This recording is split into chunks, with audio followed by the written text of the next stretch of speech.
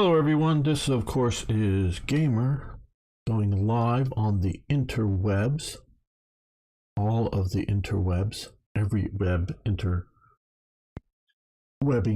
together. And we're going to be playing some Hearts of Iron here.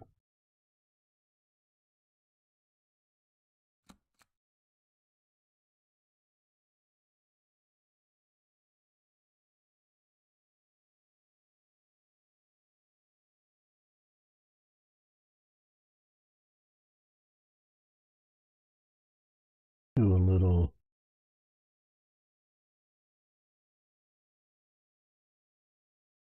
ICs, but I think I'll move the reinforcements down even just briefly.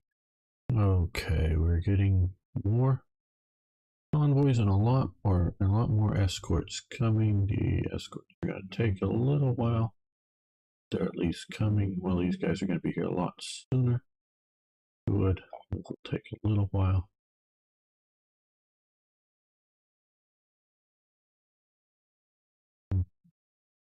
These. Okay, so we need carrier air groups. We need those badly for our ongoing Pacific battles. And yeah, I like most of that stuff. Now is our... That's bad. That's bad. They got some carriers. Air support from the local island. At least we're getting some reinforcements coming. Hopefully soon.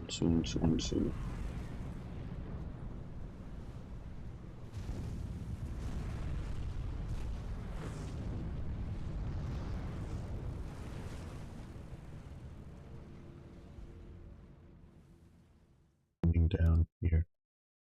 Okay.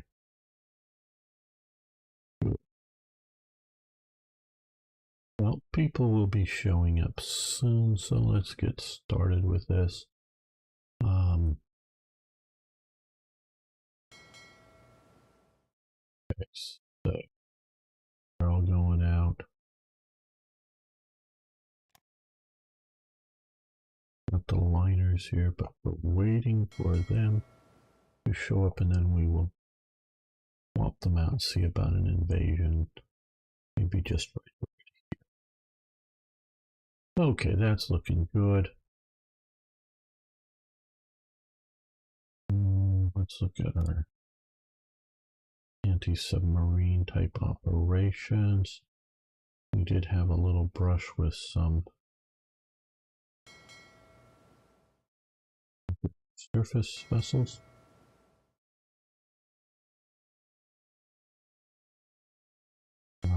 I think, yeah, it's a good place to start. All right, I'll check one thing here.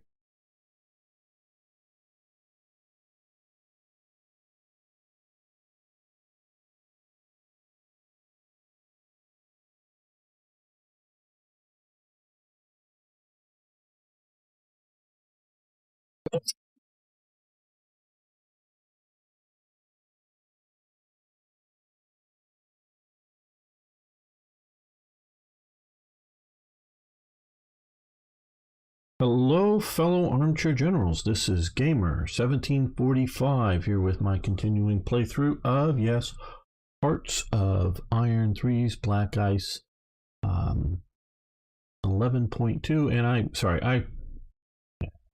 forget who mentioned it, but just on one of the recent videos, they said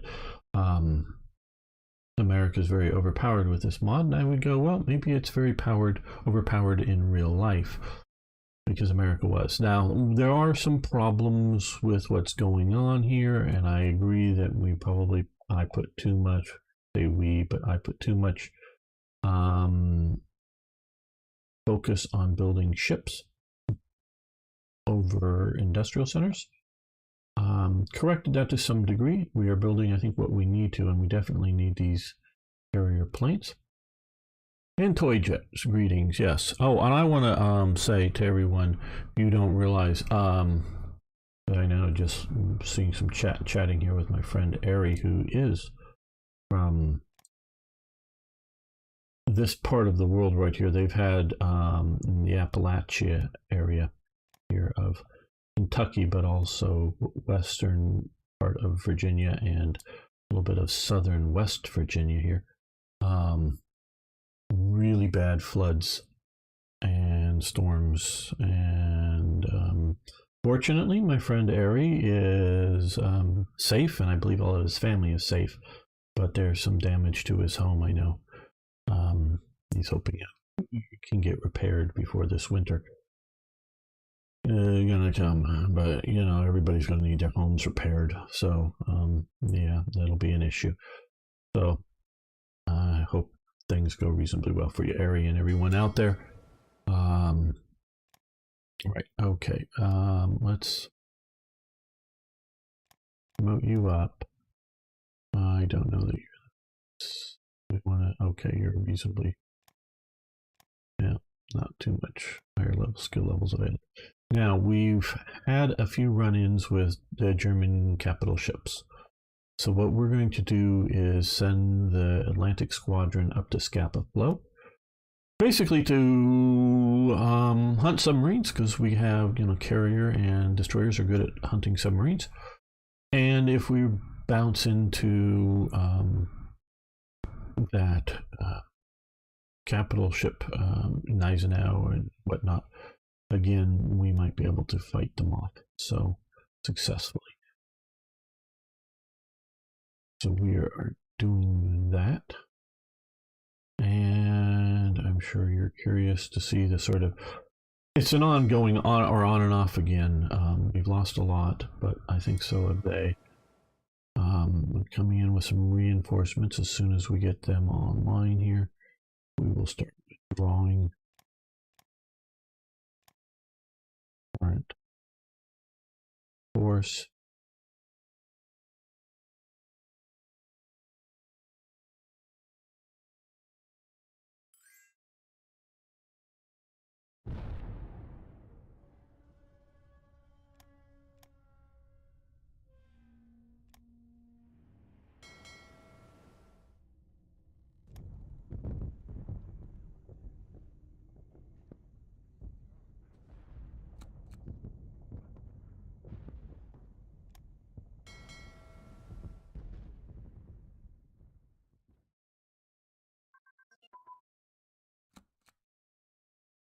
Okay, unrestricted submarine warfare doctrine has improved, which is nice for us.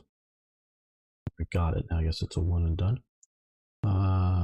Which has freed up a little bit of research for something else. Yeah, I figure probably over in here. Animal would like a little bit of metal, sure. Okay, well, since you're just being bombed, you get back to here as fast as you can. We don't need you to just sit there and keep being bombed.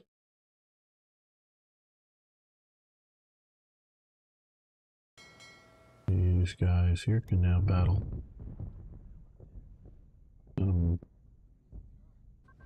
Carriers and others. Okay. Pact concluded. Afghanistan has been accepted into the Axis. So that means, well, a little bit of a disruption and then probably destruction for Afghanistan. Let's see, cast pilot training advance.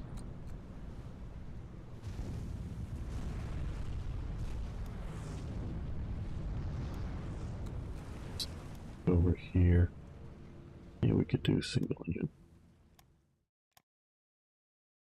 What would have happened in real life? Now, I don't think they've yet entered the war, but they may soon, likely soon will.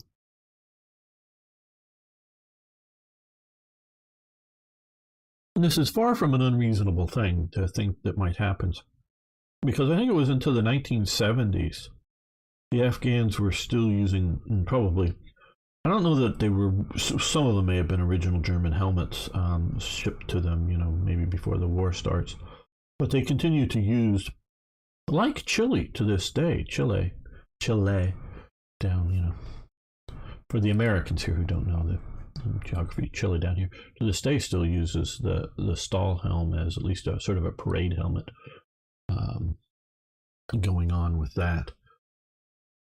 But the Afghans did. I have a few pictures of some of stuff that's seeming to be dated to the 1950s, so it's technically post-war.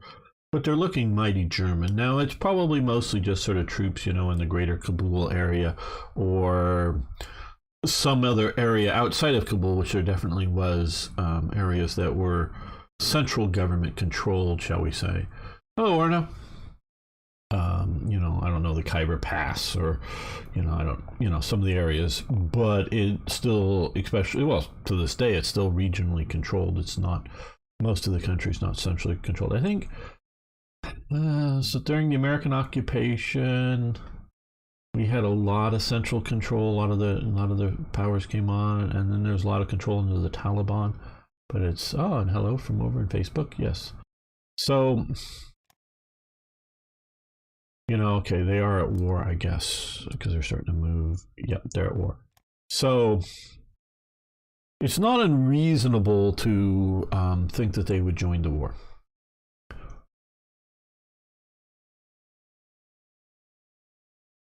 For multiple reasons. Now we see, the reason I can say this is Iran, their next door neighbor,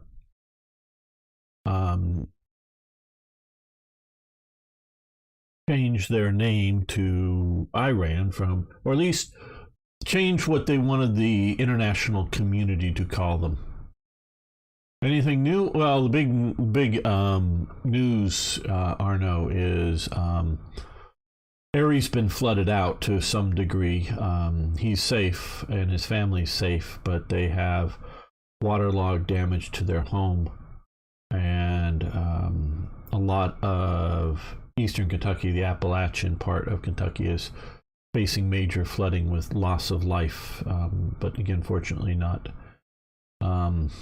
Aries. So yeah, that's sort of the big news, sort of the bummer of today, if you will. You can Arno or whoever, if they want to, you can check up. The Friends of Gamer has on the Discord server has some photos and such. Yeah, he's safe and his family's safe as far as I understand. Though I just saw a brief news article I watched before starting this that the governor of Kentucky is saying Monday and Tuesday there might be considerably more rain. So, but now that they're sort of warned, they probably will be safe. But yeah, so if you want to check out the photos that he posted and whatnot, you can do so, Arno, because you know him. And again, it's just in the Friends of Gamer, but everybody else who wants to, they can get on the Discord server. But yeah, so that's sort of the big news. Now, I don't mean to make it too big a deal, but I do think the part of America that's often forgotten, because they're sort of an insular region, the Appalachians have been forever, basically. Okay. Back to the tragedy of World War II.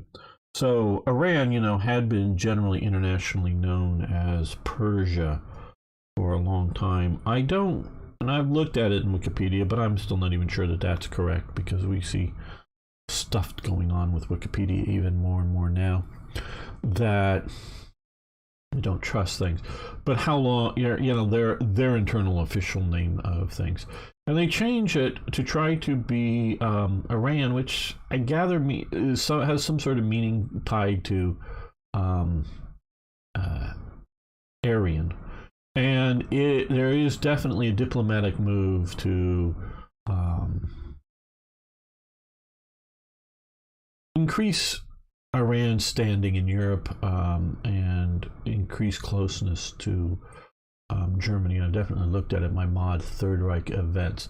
I think Pakistan was part of Afghanistan in 1850 or 1870, but was taken in the treaty between Russia and England. Yeah, we'll get to that in a minute. Kyle, how you doing, Kyle? Good to have you here. but we're looking at, and I'm talking a bit about, because in the game right now, Afghanistan has joined the Axis and has declared war on the Western Allies. I'm looking at how reasonable that might have happened in reality. I like a game that has what ifs that are, plausible. And like a plausible one is, what if the Republicans, quote unquote, won the Civil War in Spain, which to me that and I've read some books on it and whatnot, as much as the Republican side propaganda wants to make it out to be, it really would have just become a Soviet satellite. The Republicans would not have won. If that side had won, it wouldn't have been, the anarchists and the syndicalists and the socialists and all these other people in government. It would have ended up being at least all the key positions in government would have been Soviet puppet positions, in my opinion. Now, obviously, it didn't happen. So, and Stalin was working towards, and they were working towards purging, even as the days of the collapsing of the Spanish Republic was collapsing. There were serious moves to purge unloyal elements to Stalin or Moscow, kind of thing. So they were doing. There's serious evidence that I'm basing it off of. It's not just a whim saying it. So to me, having something like Spain go communist, just presuming that more, bad decisions were made on the national side, good decisions were made, or better decisions made on the Republican side, plus maybe more Soviet aid in there, you could see that flip to the other way. And so that would be a plausible what if.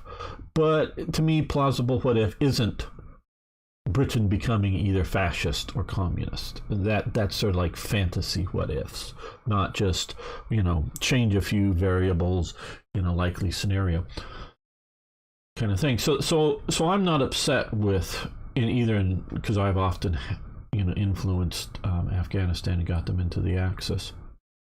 So so I'm looking at this as a plausibility standpoint, and so Iran, they have Holzman, it's a major construction firm in Germany.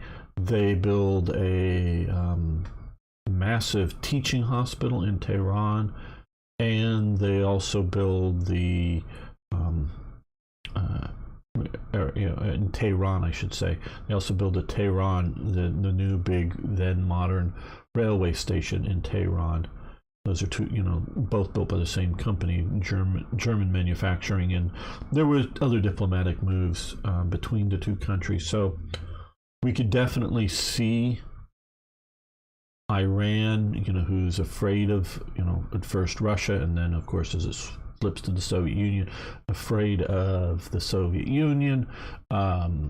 They're also afraid of Britain. My understanding is one or more of the railway terminals to the ports were terminated like 10 miles away from the port. They didn't build the railways all the way there because they were, we've got battles, Fire WTX or X-Fire WTX. We've got the big one going on still out here. Oh, well, on and off going. It's back. Naval battle here. We can let this roll. There's blockading these guys in. So they keep trying to come out. These guys have gotten pretty well mangled and are heading back. We are waiting for these aircraft to get built, and then coming in July, well, it'll be a while, and then get them out to the carrier groups, because I'm not sending the carrier group here into action unless I have planes to put on them. So yeah, and then lots of Britain going on in North Africa. And, Britain recently just crushed the Italian invasion. Italy did a pretty nice invasion, actually. The AI did up here. destabilized things a little bit for a while. Weren't able to, because it was Italy, they were able to invade and get ashore and capture the port, but they weren't able to stop British counterattacks. Had it been Germany, I think Germany would have held. So yeah, lots going there. So we definitely see, Iran. So they're very, very worried about invasion, primarily by the British, because that's who they, French possibly. They weren't worried about the Americans or the Luxembourgers or whoever navally invading, but the Shah at the time, Pasha Shah, I believe, or Reza Shah. I'm sorry, I think it's Pasha. Didn't want the railways going all the way to the ports. So basically you had to offload whatever cargo you had, either put it on like a camel train or a truck train, as were getting trucks, haul it approximately 10 miles or whatever it was, to then load it on the train and then like get it to Tehran or wherever else. They didn't want an easy avenue of invasion. So they were worried about all of that. And Germany, because it doesn't have a huge naval presence in the world, and it doesn't look to be a likely conqueror, they look to be a likely counterbalance to the British, so they were pushing in that way, as well as possibly some ideological things, as I was mentioning. There is somewhere between a National Socialist and a fascist, because people get confused between the two of them, and even adherents get sometimes confused. Move in Iran that never really takes off big time. It's small time. It exists. I think they have a few members in parliament, but sort of Iranian Nazis. They did exist, but weren't the dominant feature. And of course, we see the Iraqi Revolt, which is an open revolt, that Germany flies in some aircraft, Bf-110s, I know, and some transport aircraft, in to help and fight here until they get pushed back enough that they fly out. Going to lose their air bases, and so they fly out. But so active German participation in the Iraqi Revolt. So that puts them, in my opinion, in the Axis camp. So we see all of that. So that, to me goes, yeah, Afghanistan very well could join the war. Why would it want to? Well, as Pakistan. Well, okay, Pakistan doesn't exist until post-British independence. Because Pakistan is West and East Pakistan, eventually, and sort of pushed by India. India invades East Pakistan and sort of liberates it from occupation of West Pakistan. Then we get form Bangladesh. Now, Azads may disagree, but there was no coherent nation of India or Pakistan prior to the British showing up. There are states, Mughal states and other states, in what is today India, or this greater region here.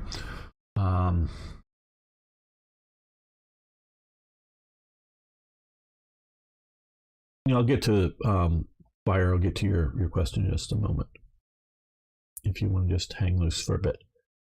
So there isn't a this is this and this isn't this, meaning what is India and what is Afghanistan? That doesn't really exist before the British show up.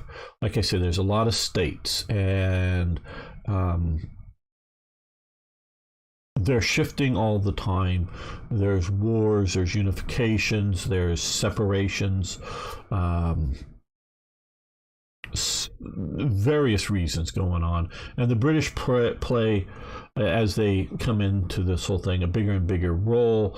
And during this time here, we see a big brown area. This is entirely incorrect. entirely incorrect. There are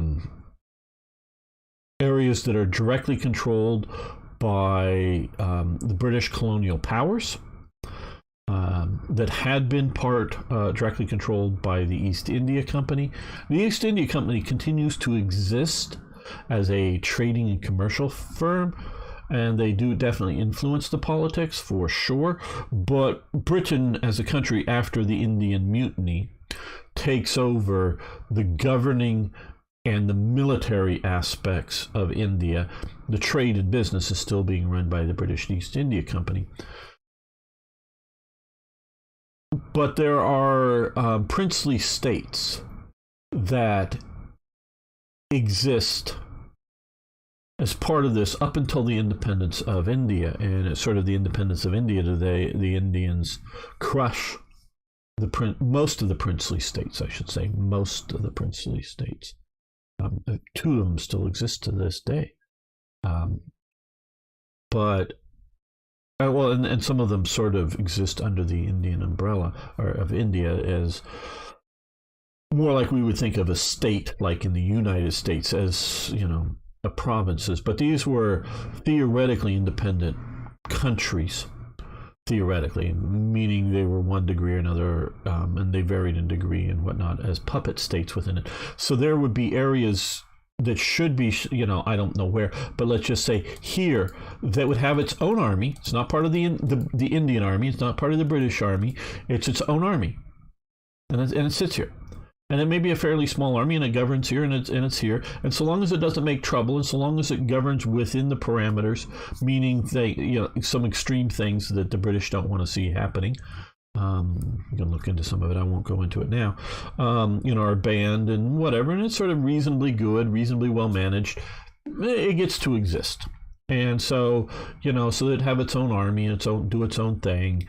And that's part of why the British are able to rule continually, because this state here and this princely king and this army, they're happy because they're independent, reasonably so.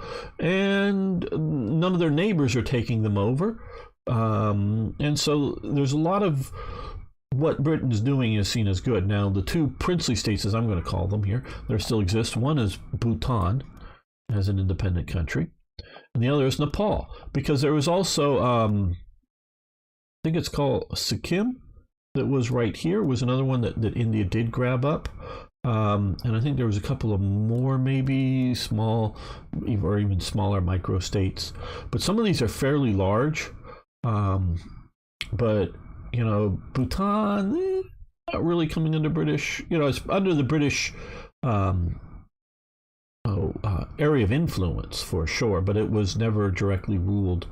It was very primitive, still rather primitive, very primitive back, during World War II. And Nepal was conquered where Bhutan was not conquered by Britain at all. Nepal was, and that was a hard-fought battle. And the guys go, hey, man, you can really kick butt. Can we join you? And that's where you get the Gurkhas from, Nepal.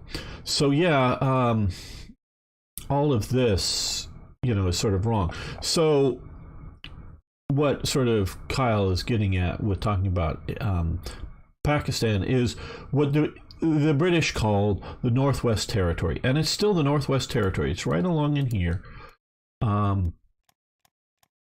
It still exists. It's still sort of tribal. Guns are strictly outlawed in Pakistan. They are highly, it is very difficult to get firearms in Pakistan. Except for in the Northwest Territory, because my grandfather many, many years ago went to the Northwest Territory and went to like the Khyber Pass and the gun markets there, and brought back some pictures. Unfortunately, he didn't bring back any guns. And so this is part of why we still have the Taliban here, is because Pakistan doesn't control this area directly, and they have their own sort of insurgencies. So where is the border between what? Well, what becomes Afghanistan, which is really just as sort of what Kyle is saying, is sort of negotiated, and I don't know exactly what treaties are. It's sort of Afghanistan is sort of the no-go area between where Russia is going to like eventually directly control and what Britain's going to directly control as being a buffer state. They both continue over the years to influence, factions, pro their side. And like I was saying, there is very little central government control over the regions. It's more of like, and it's still to this day to a degree, that though the Taliban holds heavy influence, but it's like, hey, this area here wants some support against these guys over here, so they align with the government, and these guys align with some different faction. So the idea of central government or whatever and control is still to this day somewhat nebulous. A lot of it's very remote, a lot of it's different ethnic tribes. So yeah, it's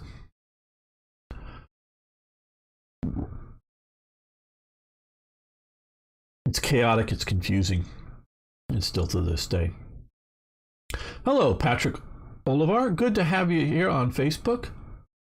Glad to see you. I think you're one of the few people to watch over on Facebook. A lot of people, of course, are watching over on, a few people over on YouTube and Twitch, but good to have you there.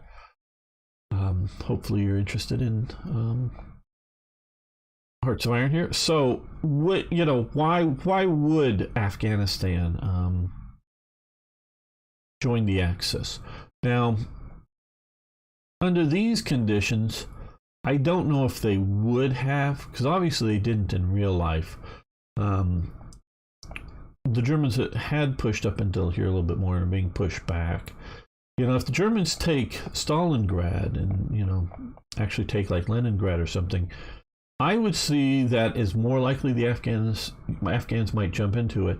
And like, why? Well, arms shipments. They would love some more arms to have central Oh, Yoshihisa Shimazu, I should say.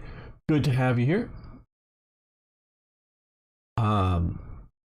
That the central government, is still have its, being pissed about British encroachment, Soviet encroachment. And so, having an ally, again, one that looks reasonably far away and looks less to be a danger than your two local major powers, might be something you would want to do and take advantage of it, knowing that if the Germans win, whatever that means, well, you're on the side of the winners. If the Germans lose, and particularly if we're looking at Afghanistan, you haven't lost so much, because you just sort of do your own sort of peace out at some point, and they're the great powers anyways, which are already sort of, bothering you. Well, are you actually going to invade us again, and are you going to become, another sort of, yes, we can have energy, another sort of grave of empires, as we see this be. Okay, now X-Fire. When you play as U.S.A, I've never done it. Should you only research naval ships, air, and marines from the start when the war in Europe comes, army and other stuff? Well, that's largely what I've been doing. Should you? Well, it depends on your goals. I've wanted to not lose here in the Philippines, and so far we're doing reasonably well. We got some motor torpedo boats out here fighting a submarine and another Japanese ship. We've got air power that's doing some naval striking and taking some heavy hits here. You can do set this region if they go up. So I wanted to have a better, stronger naval situation, so I have pursued attacks, though I haven't entirely neglected, because you can see the technologies like operating technology. They're 42. We're researching 42 in May of 42, so we're not pushing ahead, but we're not really falling behind on most of these. So yeah, I would definitely Oh, and if you're talking about ship technologies, do them early because some, like light anti-aircraft artillery, will upgrade so long as your ship is important. But some of the more structural ones, like or capital ship main armament, you have to put them back through the production queue to have them rebuilt, to have them upgraded. So you want to get those done early so that they affect the ships that you're actually going to build and use. So yeah, there is some of that there. Okay, well, out here, we took out a long-range sub with our motor torpedo boats. They're being effective.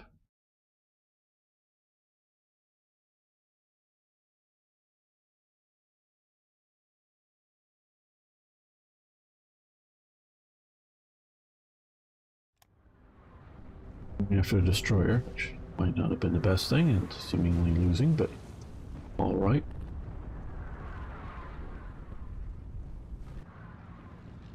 Yeah, we lost two. Okay.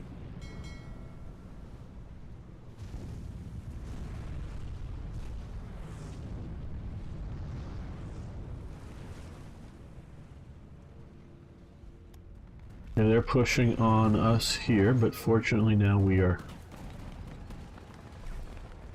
well dug in, supported. Okay. Americal. President, 23rd American Infantry Division, ready for inspection in New Caledonia, Pacific. This actual division or just a headquarters? Let's see. Oh, it's just a headquarters, it looks like down here. I don't know why they just give me a headquarters out here. And we're now at high popularity, very good. Which means we can do... Well, let's see, we are, okay, we are over 110%. We're building up good on leadership. Let's do that. We are gonna... And yes, Mexico. Now I have some ships coming up here. Probably not here yet, but nope. No, there they. No, those are the subs. There they are. They're coming in. Hopefully, we can hold this line here with some help from the Manila garrison.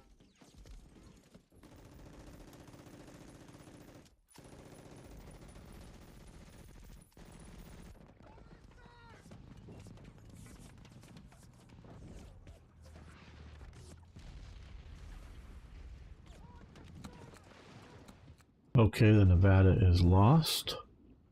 I think to bombing earlier. Formation of the Women's Auxiliary Corps. Okay. Formation of the Women's Auxiliary Corps. The Women's Auxiliary Corps, or WAC, was the Women's Auxiliary Branch of the United States Army and was formally created on the 15th of May 1942 by Public Law 554. The WAC was modeled after comparable British units, especially the ATS, which caught the attention of the Chief of Staff, George C. Marshall, in 42. The first contingent of 800 members of the Women's Auxiliary Corps began basic training at Fort Des Moines, Provisional Army Officer Training School, Iowa.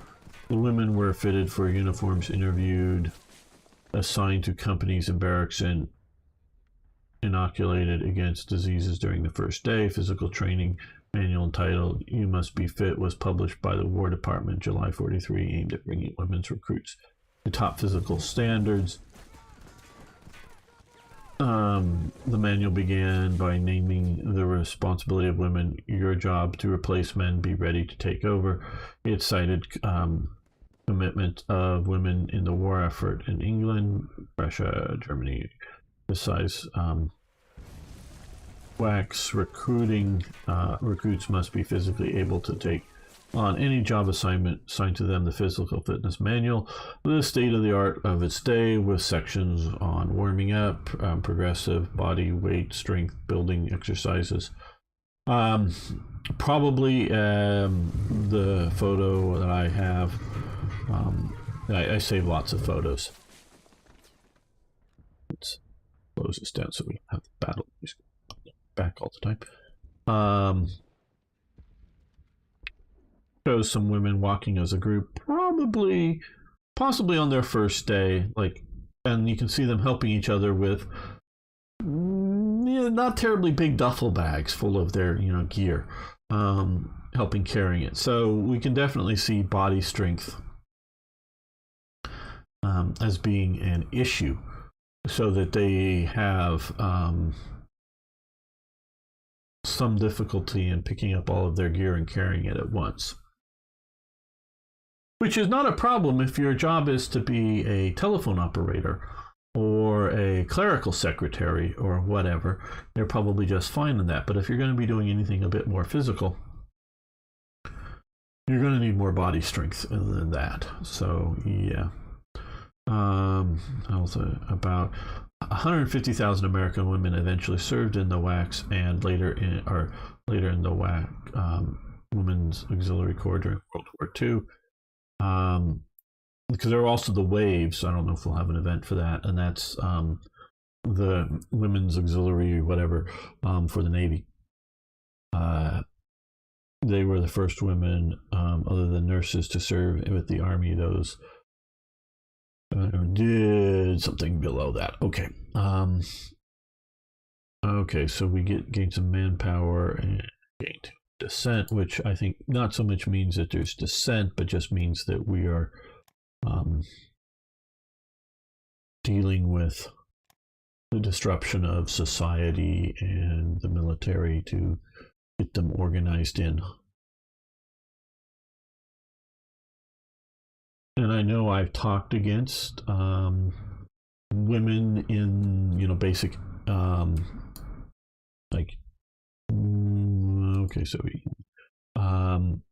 infantry formations and what, and I still and it's not entirely, I'm not going to go into the details now that I think they can't do the job. It's sort of the disruption, partially maybe biological, partially maybe sociological, but disruption to the people involved in it, that, including the women there, that are a bit of a problem. But that doesn't mean that they're a problem that they're in the military. It's that frontline combat units are not really, in my opinion, the best place for them if you can help it. So that they're helping out, or that they're part of the military, that's just fine. Okay, CAS ground crew training.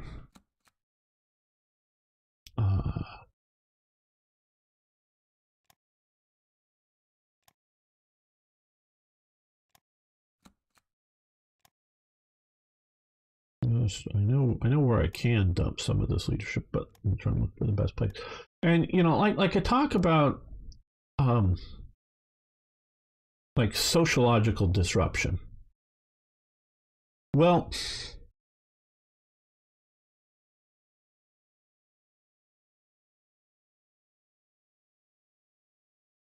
and it's significant. And hey, David, how you doing?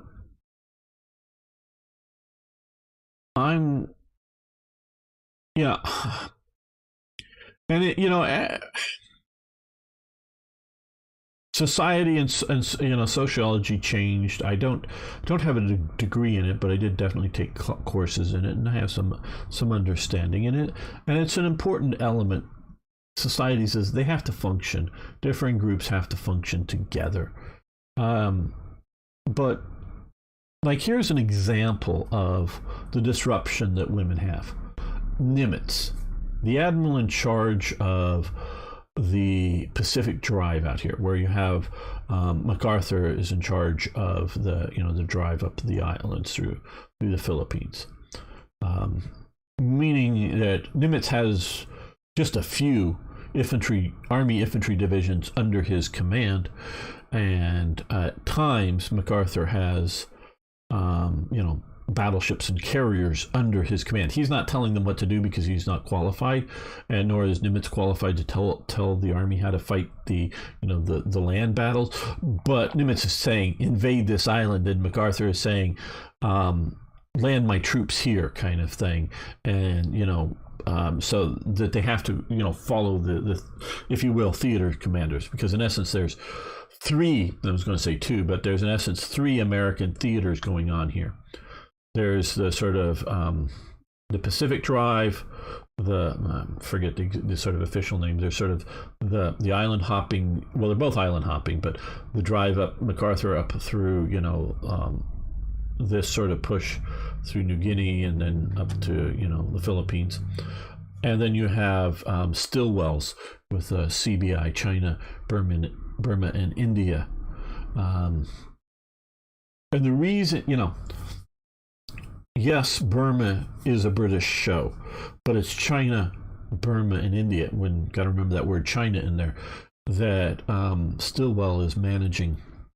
So he's managing, as best I think that can be for an outsider, managing the Chinese situation. Because Chiang Kai-shek does not want to lose any of his units, anything fighting the Japanese. The Japanese are going to be defeated. He wants just hold on to his army in as good a condition possible to fight the real enemy, the communists, once the war with Japan is over. So, it's sort of like, yeah, America, you want to come in and use bases to bomb Japanese stuff? Great. You want to send us supplies? Great. You want us to have an offensive against Japan? No thanks. That's sort of the response that Stilwell is getting, and there's good reason for it, but not trying to downplay the reasons for it, but it is definitely a thing.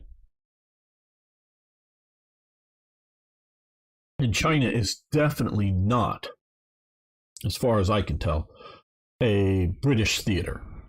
It's a wholly Chinese-American theater, if you will. China is making some of its own rifles and small arms, and it's making some of its own munitions. They've moved some factories from coastal regions into interior regions, making an early version of the Mauser rifle and machine guns and things like that. They're producing their own bullets to a degree, but they're trying to get as much imported weapons and munitions as they can as well. The Burma Road and flying over the hump and all of that stuff. So yeah, when you put in Burma and India in it, it does sound like it's a British theater, and it's definitely Stilwell is working with and is sort of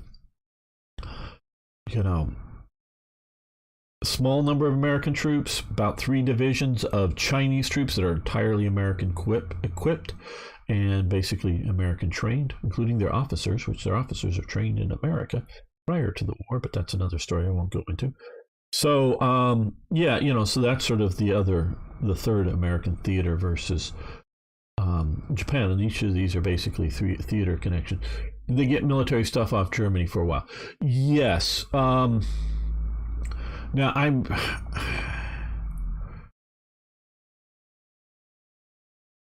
but okay, so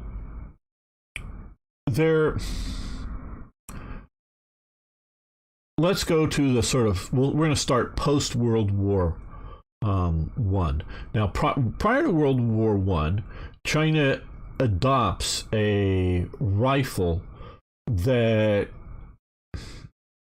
I think is sort of like the Mauser 1888 rifle. So it's not like the later Gewehr 98. It's based. I don't know the year that it's adopted in China, but it's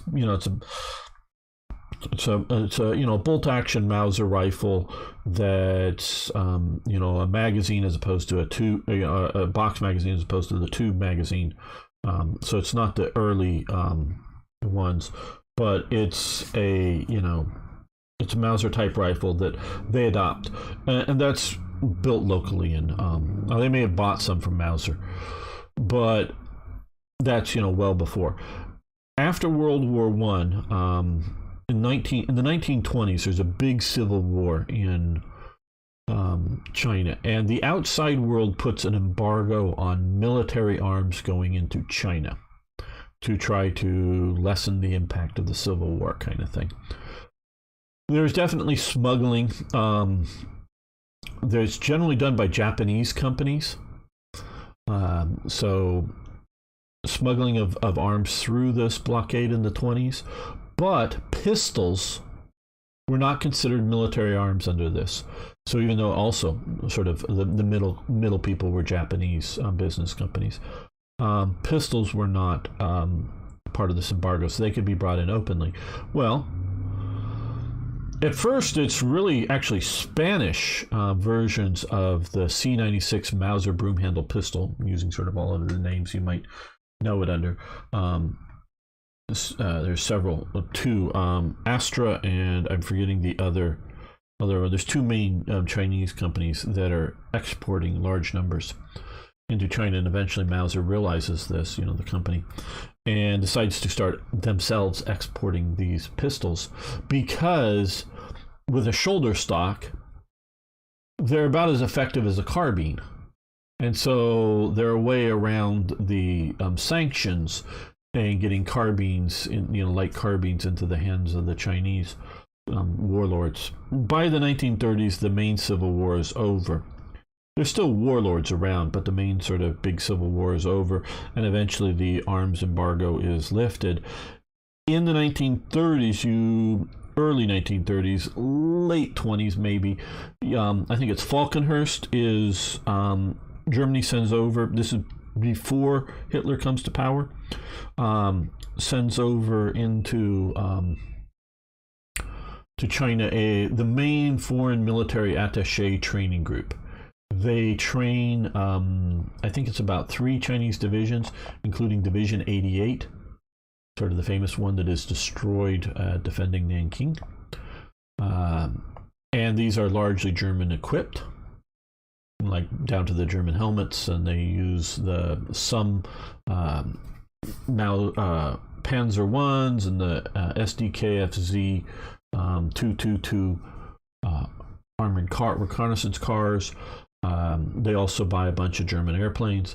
So this is going on in the 30s, early 30s, mid 30s, up until the the war with Japan, and Japan has been kissing up to Hitler, and China's been kissing up to Hitler. Hitler's choosing Japan. Japan wants the German contingent out, so they withdraw eventually. The one sort of interesting, hey son, have to have some work today, so can't watch it. Okay, well son, I guess you can either watch it later or watch it as the episodes. But thanks for stopping by. Good work on your work. Good luck on your work, I should say, if I didn't say that right. Now, get back to the story. There was one continuing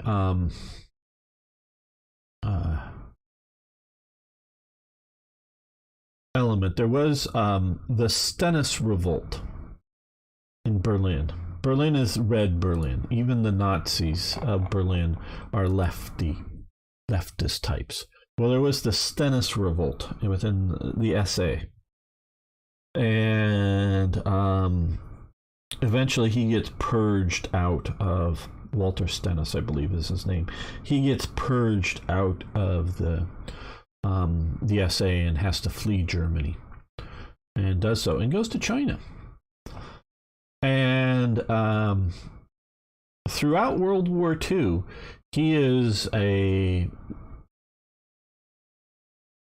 helper, shall we say, to Chiang Kai-shek, and like another general, but Chiang Kai-shek as well. And so he is, an advisor. He's just there on his own. He is an anti-Hitler Nazi, basically. There are a few of them. He doesn't become an un-Nazi. He's still, a sort of a racial socialist, if you will, because he is more of a socialist than a National Socialist, but he's also, a Nazi.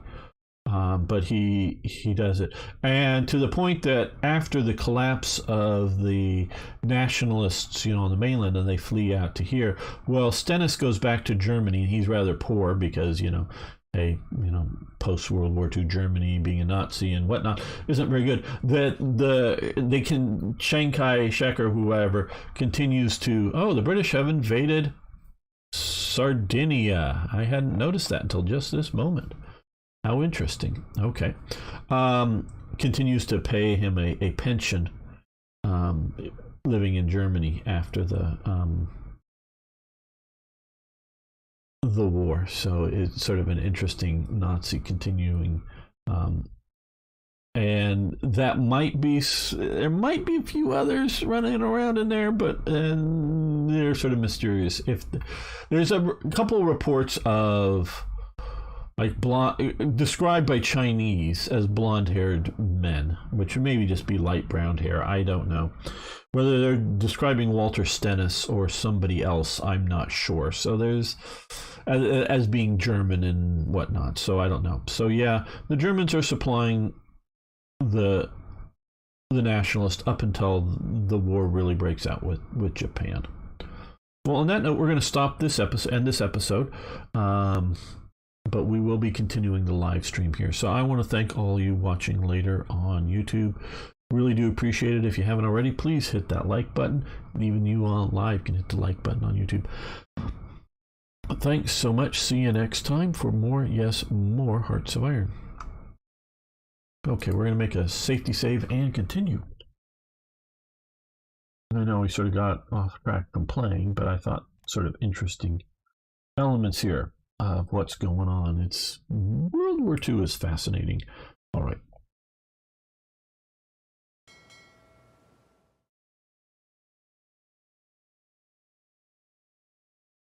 Welcome back, fellow armchair generals. I don't know if I'm making a serious mistake trying to blockade these ships here and taking all this punishment, or whether I should have backed out and waited for more carrier aircraft. But we're going to keep going down this path.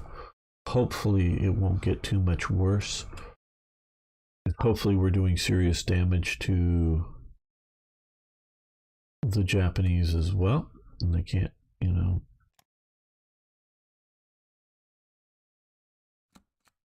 keep damaging us. Okay, so we're getting through the upgrades, we're getting through the reinforcements.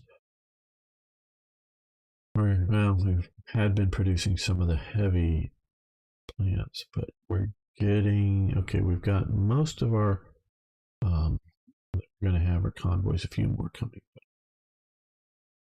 Get some escorts, keep those.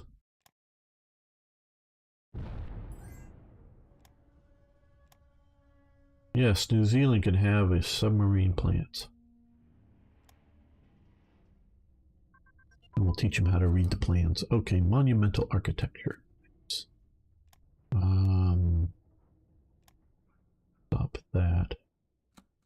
Okay, well, now that we're at war, we can do like first aid and combat medicine, so we'll do that. Reduce our attrition. And okay, we need to save up more money, maybe.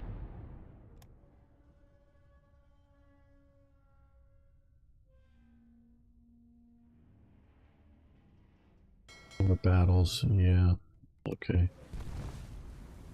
Well, they're bringing in coastal battleships now, which is sort of second rate at best. Maybe we're grinding them down heavily. I mean, it's one thing to lose ships, so long as we're, taking them out.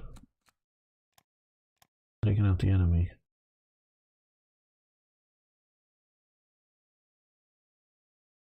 Yeah, well, they might. Well, the Japanese might get closer, but they could operate out of, Australian-held ports. British or French-held ports or something. Okay, we are under attack here.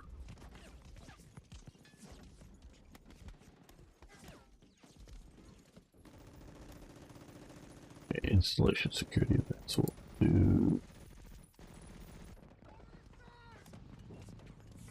Okay, well, I had hoped to use my navies to defend these islands, but as you can see, and I sort of had hoped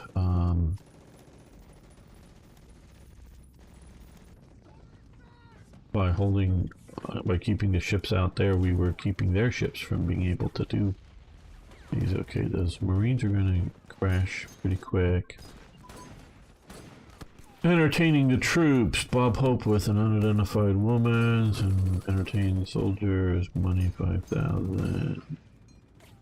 Naval organization. We're going to do naval organization. The Andrews Sisters. The Boogie Woogie Bugle Boy Company, B. And if you like that type of music, Andrews Sisters are pretty good. Not my favorite type of music, but I do like the Andrews Sisters. Okay, broadcasting advance. Good. And ground attack tactics. Attacking the ground, even better, guys. Get that evil ground.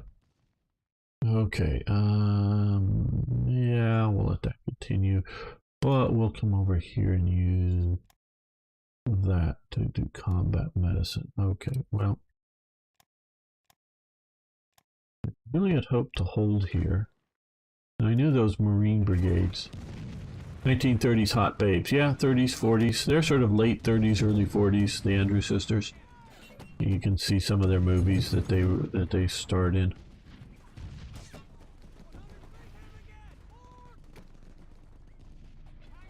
Okay, we've lost the Arizona now at sea instead of at port.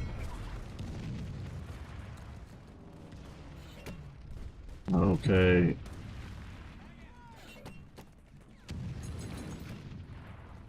Oh, the Sailing Sisters. Okay, organization regained.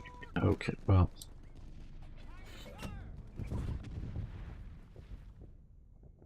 Probably after this battle, I'm going to retreat out here because I don't need to lose any more battleships. I think we're going to have to retreat. Okay. Jap attack. A Japanese submarine lobs 17 shells at Fort Stevens, Oregon. I knew of this. Where the Columbia River meets the Pacific Ocean. No damage done. No return fire. So, okay. Fort Stevens, Oregon, which Oregon is up here. I think this is the Columbia River. So, this is here. I added these coastal forts to match the coastal forts. Now, I had read of this long time ago, and that's one of the things, because you'll notice I've added a lot of through my Third Reich events, but I quickly threw it into here. There were a lot of coastal forts along the American coast, and the Japanese submarine came in and lobbed some shells. The coastal forts were ordered, because they spotted the submarine coming in, not to return fire. It was absolutely do not, under any circumstances, this is the local commander, do not return fire, because they knew that whatever the 3 or 4 inch gun or whatnot of the submarine wasn't going to do substantial damage, and it didn't. And they did not want to give away the positions, the effectiveness, because the Japanese, because these coastal forts go back to, well, on the West Coast, go back to, the American Civil War era, especially, forgetting the name right now. The Presidio, it's called. The Presidio, it's the Spanish name. When the Americans take it over, they keep the Spanish name. The Presidio, which just made sort of like Fort Palisades or whatever, I think the word comes from. But it's the Spanish term for it. And it's been upgraded all these along here, during different periods. The last period that was starting in the 1930s and went up until late-ish into the war, like 43 or 44, they were still building more. And the main thing that they were doing is there were a bunch of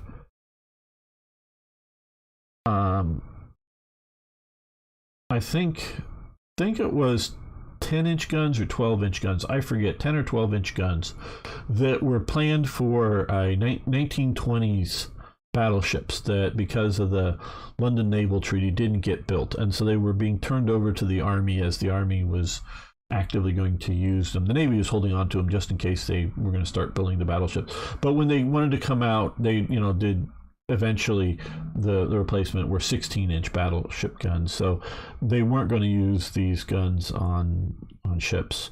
So they were putting them on both east and west coast, building up naval or coastal forts. And the disbandment of the coastal artillery happens because of the nuclear bombs. They realized that they weren't going to be needed. The ones not under the coastal artillery, but the ones sort of some of the bases get used as for Nike anti-air missiles, sort of long-range anti-air missiles, to shoot down incoming bombers who carrying nuclear weapons. But yeah, that goes away. So yeah, they had the means to possibly sink the submarine, definitely shoot back at it, but they also didn't want to, So the Japanese have to know of these coastal forts. They're not a secret. They've been around. A bunch of them are disappearing guns. I don't know if you know about those, but they're guns. They're open-topped, so they would be very vulnerable to being bombed by aircraft. So coming off an aircraft carrier, but they're designed so that as you're at sea, you can't see the guns. You can't even see the emplacement because they grow grass or bushes or whatever, but grass on the dirt in front of the concrete, thick dirt in front of the concrete, as in like 20 or 30 feet thick of dirt before you get to the concrete of the fort. And then right behind the fort, from looking at from the sea side, from sea looking back in at it, they have a similar sort of berm behind them that's also grass. So when you look at it, all you see is a sort of a grass hill. That's all you can see. Now, if you fly over it, you can look down and see the guns. And so what they're designed to do is basically the sights of the gun are a periscope-like device. And so they can't be seen. They're looking through a periscope, aiming the gun. When they think they're on target and ready to shoot, the gun is on a it's on a fixed location that rotates, but it also sort of comes up over the top and exposes the gun. I know you can't see my hands move, but it comes up over the wall and gets into place as if it was properly aimed through the sights, because they do this, and then fire. And the recoil of the gun disappears the gun back down below the edge of the parapet there and locks it into place so they can take their time to reload it. So it just briefly fires. You see a big fireball, and then it disappears. So and so incoming rounds, they're probably not going to be direct, straight plunging fire. I mean, maybe arcing in a bit, but the idea is it's going to be very hard to hit that. Either you're going to be a little bit short and hit the dirt bit in front of the guns, or you're going to go long and hit the dirt behind the guns. So even if you're more or less on target, it's going to be very hard to hit these guns. And they use the dirt to impact, to deal with the the blast and whatnot of the impact of the shells for the crews. So they have these disappearing guns, and those are put I think mostly before World War I. And so these coastal forts have been around since before. Many of them have been around since before World War I. So the Japanese have an idea of where they're at and probably have some charts or maps. Again, a chart is things that accurately. A chart is a piece of paper that accurately maps out, if you will, charts the ocean, where and doesn't care about the land features except for ones that can be seen from the ocean. And that's accurate. And so if you're going to have inaccuracies, like deep internally, you do it on the land, where a map is something that accurately charts the land, but not the ocean. So, that's the sort of things that are not correct be out in the ocean. So, whether you call them maps or charts, the Japanese, I'm sure, have these things. And if they at all planning the attack, back in Japan, as opposed to this guy just wandering in close and deciding to do something, he probably has maps that show him where, maps or charts or whatever, shows them where these fortifications, at least the ones that they know about, are to some degree accurate, placed. But that still doesn't mean that when you're sitting out at sea, how good you're going to be able to aim your guns at them. And they did not want to give the way, how effective, what their firing arcs were, what their, effective ranges were, or any of this stuff. Wait for a real sort of invasion or major, damaging shelling that you could then shoot at real ships and cause the enemy real damage. Especially the earlier guns, like the disappearing guns. They're fairly short range for modern at the time of World War II, but they'll mess up. If you get a battleship close enough to them, they're going to mess up your battleship. Might or might not sink them, but they're going to mess them up pretty hard. So now, if you know where they are and you can stand off far enough out from them and lob in shells, yeah, you're going to be all right. But if you get in too close, so they wanted to keep all that stuff. Hey, ZZ, it's going pretty well with me at least. How are you doing? So yeah, that's just another significant incident. Okay, yeah. Okay, that battle's over. I'm withdrawing. We kept this up for a while. It was going great when we had air cover, but now that we no longer have air cover, we've lost a lot. And since the other thing that we were supposed to be doing here is, okay, we're going to move, and we're going to aggressively move out here. We're going to battle them with our submarine. Probably to the destruction. Tokyo Rose broadcast, we're coming for you. Okay. We've lost Wake Island. Just as we put our submarine out there, too late to do anything. Okay. Japs control Wake Island. Okay. Well, historically, of course, Japan did not. They tried to get Wake Island. They did not. The U.S. carriers sunk theirs. We did have our carriers there. We did lots of damage. They did a lot of damage to our aircraft, but not to our ships there. Okay, those are looking like they're holding okay. But we have been holding, we're still going to hold for some time, the Philippines.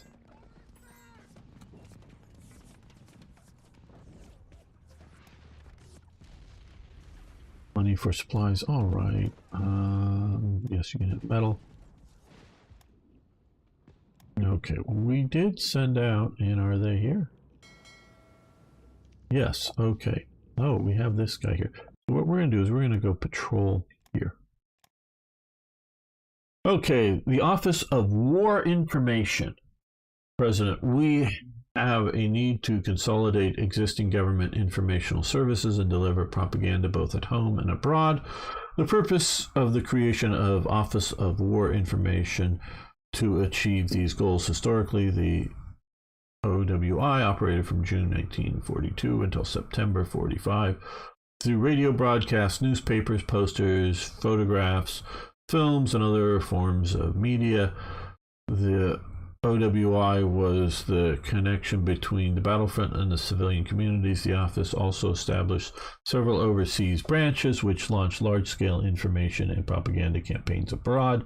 President Franklin Delano Roosevelt promulgated the OWI on June 14th by executive order to consolidate the functions of Office of Facts and Figures, the direct predecessor, Office of Government Reports, the Division of Information of the Office of Emergency Management, the Foreign Information Service, a division of the Office of the Coordinator of Information, became the core of the overseas branches of this. Do we want to do this?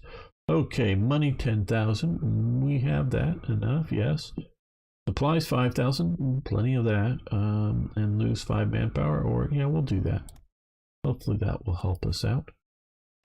Okay, well. Okay, we've got some motor torpedo boats and an infantry division. Right, well. We just lost an infantry division out there.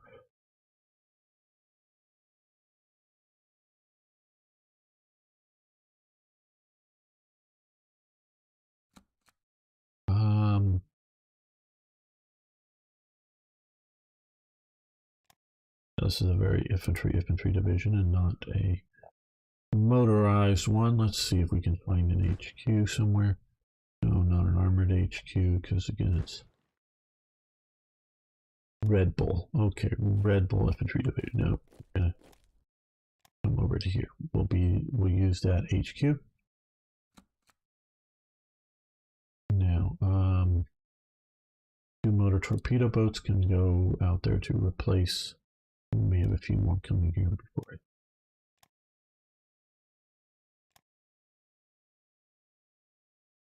Send those 2 out. When are the next motor torpedo boats showing up? Okay, that's it. So those 2. So let's build. They were doing actually quite well out in the Philippines. Let's build 4. And let's move these down below just to get them spammed out there as fast as possible. Okay, they're waiting. Okay, hill. Yeah, I guess you can have the hill. Okay, you head out here, get organized, at least get to the. Why do we have monitor? Oh yes, we do have some. Okay, you are going to go. I think you were an earlier version of what I'm doing now. You come out to here, I guess. Put them out here and continue our useful campaign. Okay, I'm not deploying the battleships or the CVs yet because I don't have need for them. A lot to remember, and like I say, I like to play this slowly, but we're not because we're live on the interwebs. Okay, let's kick out all the liners. And we're going to bring in all of the auxiliaries, I think. That'll give us enough range for what I want to do and enough carrying capacity. Okay. Remember to send these guys somewhere else. Temporarily. So there. No.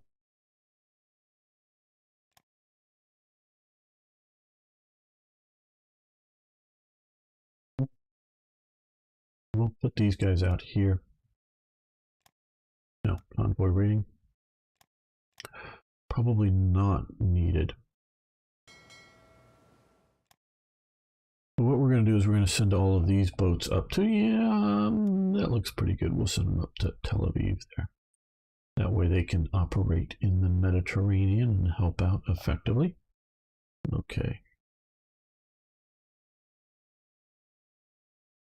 Okay, so what I want to do here is grab these 3 divisions, load them on board these ships, and see about invasion there.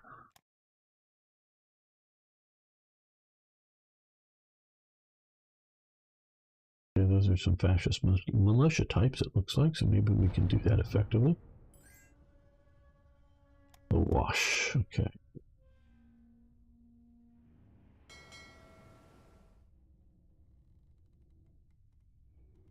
New Zealand wants more submarines. Sure, you can produce submarines. I don't know. I'm happy to have my allies doing that. Okay, yeah, we could use the money.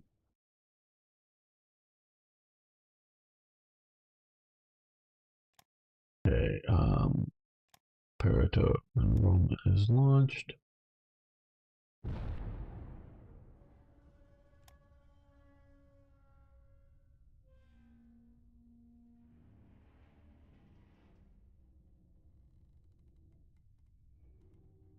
our problem before when we were down here, we just did not have the supplies. We can see that they've pushed all the way down to Mombasa. And we couldn't supply them because it's to a British port, and the British were either didn't have enough ships to supply them, which is possible because of stupid decisions like running their fucking supplies through the Mediterranean or something, or the ports just couldn't handle the size of the ships. Okay, Niagara Falls electric power plant. Sabotage. President foreign agents, likely German origins, have successfully sabotaged the hydroelectric plant in Niagara Falls, New York. This greatly reduces our energy production. The FBI has assured us that I think this is just happening in the game. That, to my knowledge, that did not happen in real life. Okay, it's just till December. Formations of the core, yeah, nice. Oh, my hurry to get this thing going. I brought in the American events from the Third Reich event, but I forgot to bring in the text that goes along. This is hamburger gets by Liberty Steaks. They're trying to get people to eat hamburger instead of steaks to, for patriotic reasons, kind of thing. So hopefully this was a good idea in that not only do we win the invasion, okay, we have lost submarine that was out here. Okay, well, so we've lost that, but we can get these guys in. Sure. Sure.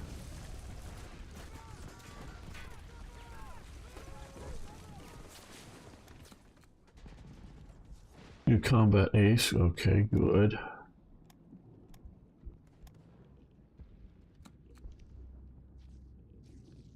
Now what we really don't have out here is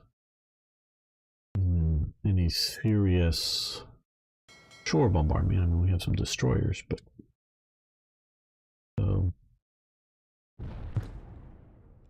look here, we have maybe minor shore bombard.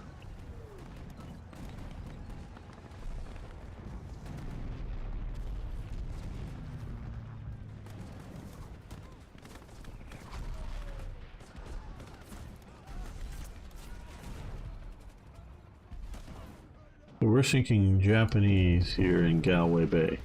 So the Japanese are trading with somebody here that we're sinking. Okay.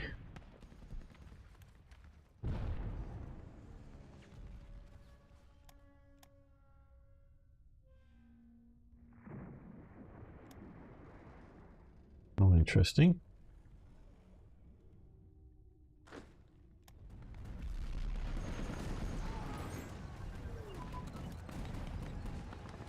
Air conditioning. Okay.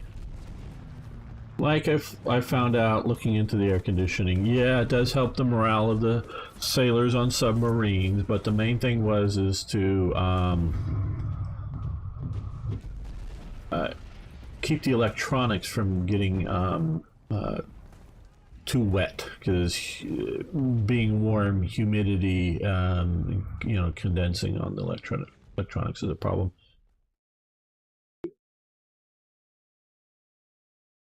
Let's see if we can get our fuses and warheads in a better shape. Okay, and air superiority tactics have advanced.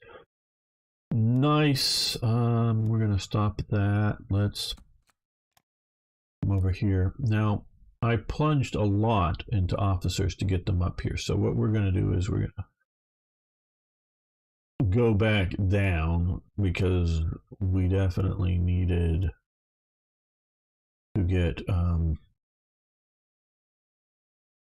officers up to good standards, but I think now we can get back to massive American research.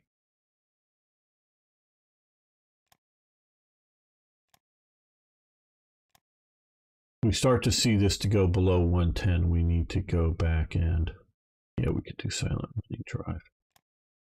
Push more on the officers front, as it were. And we can Destroyer class. Because things like destroyers and submarines, I'm intending to build more of them. So where battleships I'm really not, and carriers I'm hoping not. Meaning I hope we won't lose carriers in any significant number. Do we have any airplanes showing up yet? No. Well, let's start getting some of this stuff.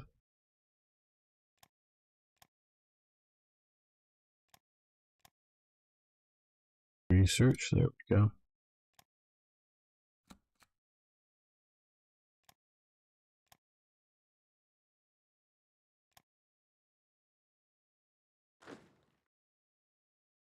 Guys, get ashore and fight these guys. Be able to take some Italians. Just Italians.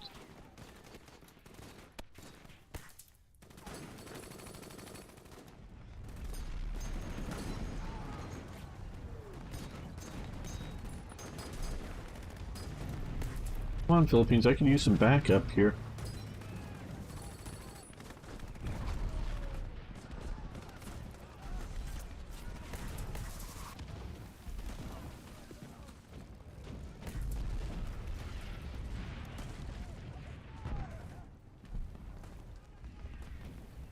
There we have...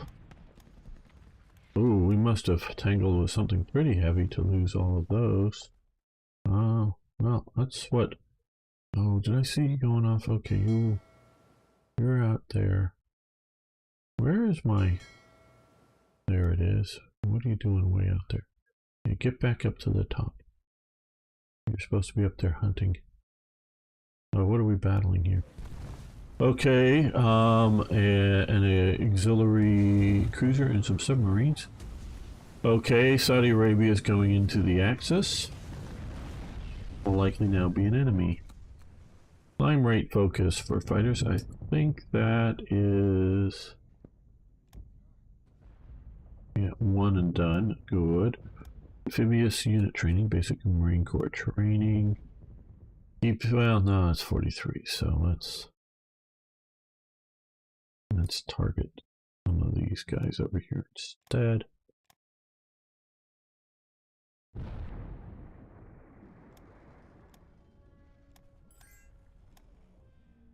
And Australia wants a submarine. Well, good for you guys.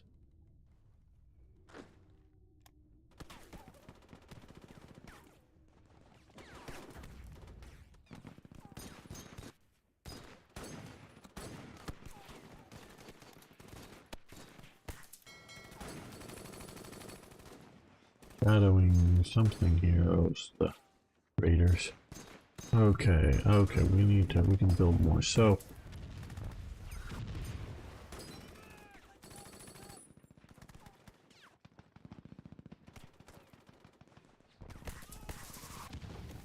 I think we could use some more escorts.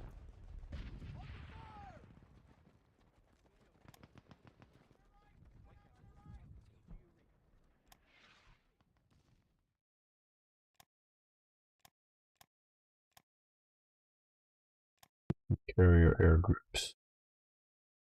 You're going.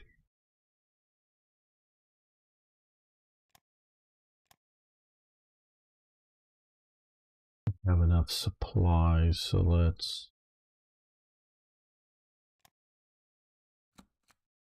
reduce down our supply production. Not down to nothing, but get it down to something like that. And with all of that,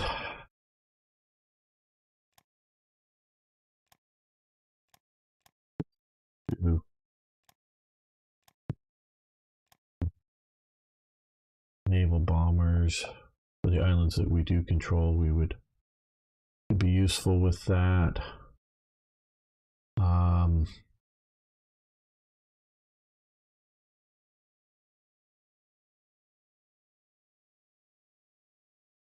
I think that will. Yeah, this is. I mean, we're not in danger of losing, but there's some things not going our way, if you know what I mean here.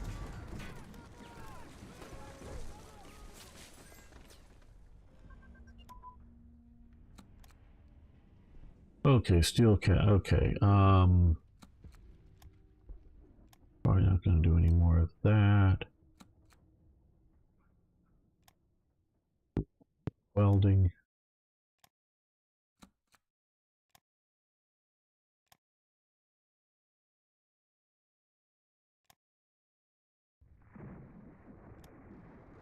Okay, well, we took out 2 more German U-boats.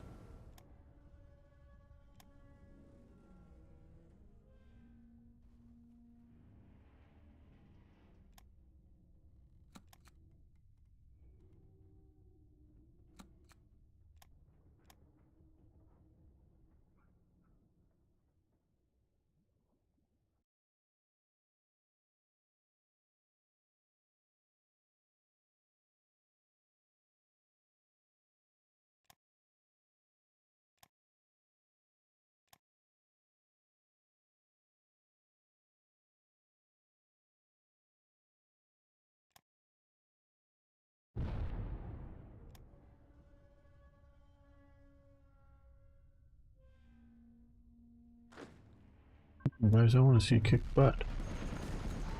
Okay, truck and prime mover reliability, nice.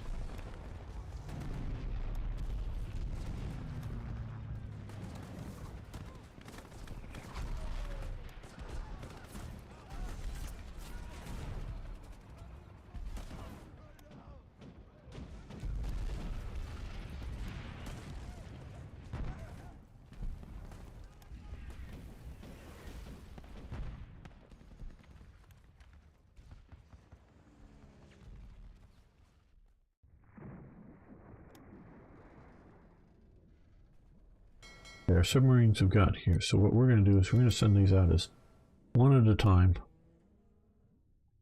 And they're going to come out convoy rating passive.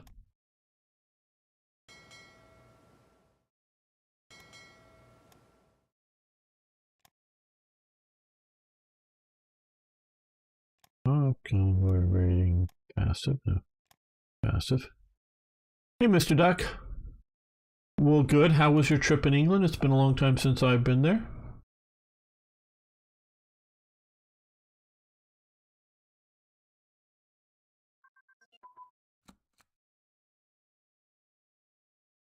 Three-man turrets, good. So our tanks finally now have three-man turrets. Okay, one and done.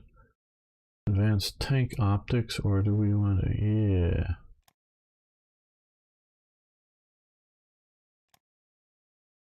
Very nice. Good to hear. Good to hear.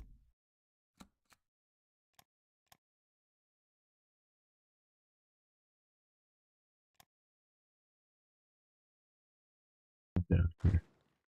They're about ready to collapse. Filipinos have moved back into here. Okay, well, you're going to start patrolling out. No, actually cancel that. You head into here. You head into here. Okay, well.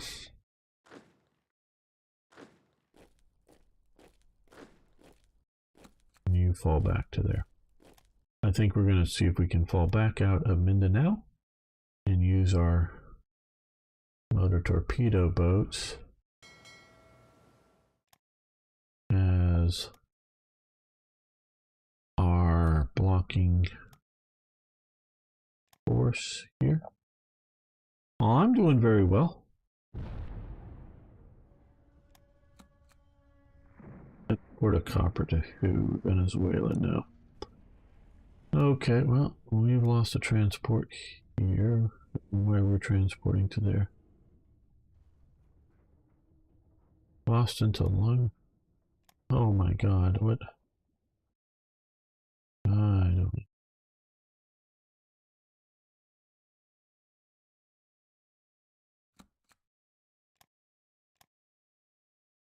Okay, well, it looks like we can produce even more stuff. Okay, we've got a Marine division.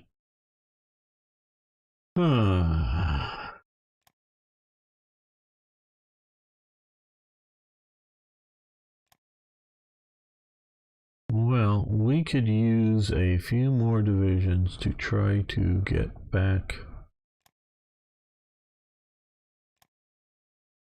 lost territory here.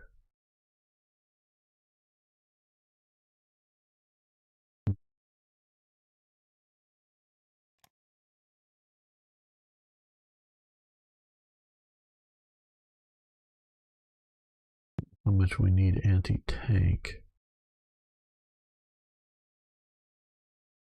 We already have a few HQs we could use, so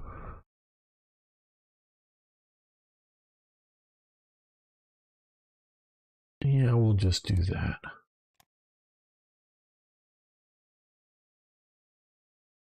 They're still waiting on their HQ to get here.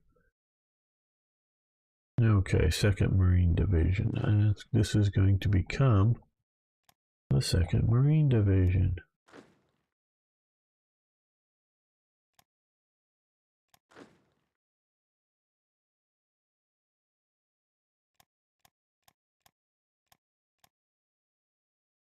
There we go. We now have the 2nd Marine Division. I don't want to waste it, so I don't know what I'm going to... Well, we could see about getting it out to Hawaii. That wouldn't be a waste. Have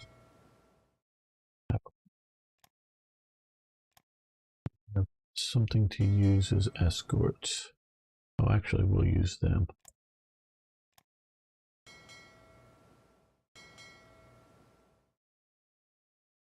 You stay here. Oh, you went... Cool! F4 Phantom? Yeah, those are cool aircraft. I've never been in the cockpit of one. Oh, New Zealand wants more submarine expertise. Good for you. Good for you, New Zealand. Okay, will you head out to Hawaii? Yeah, we'll just transport you out there. Always fun to experience stuff like that firsthand.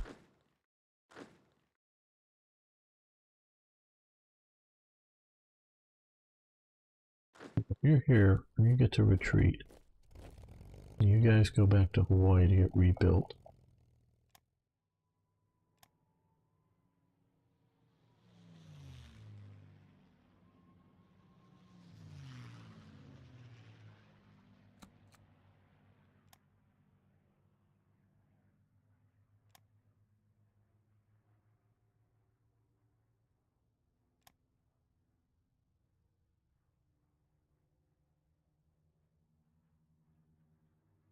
All that.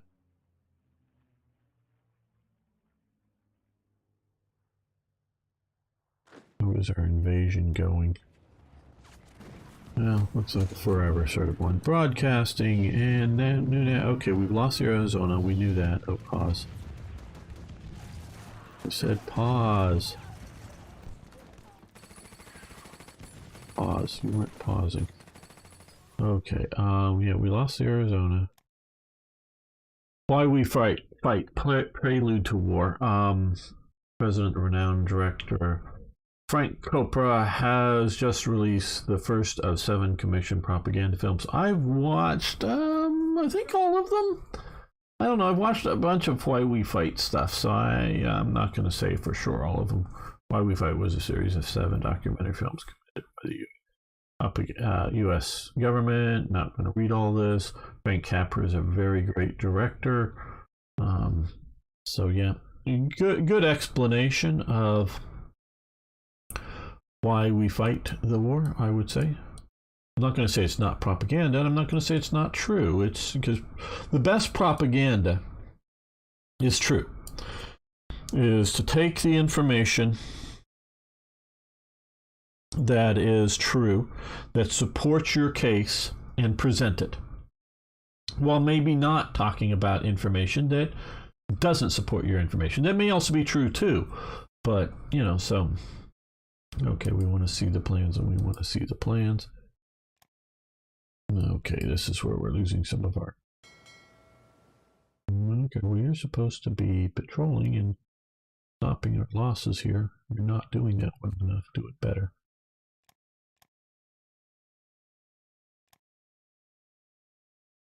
Hello, MMDB. How you doing?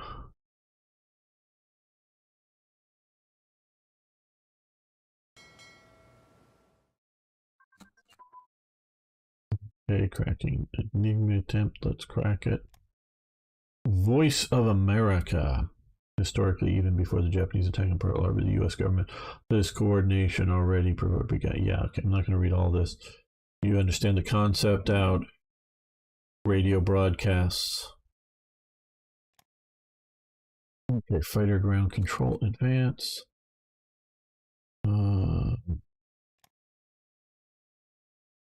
Let that continue.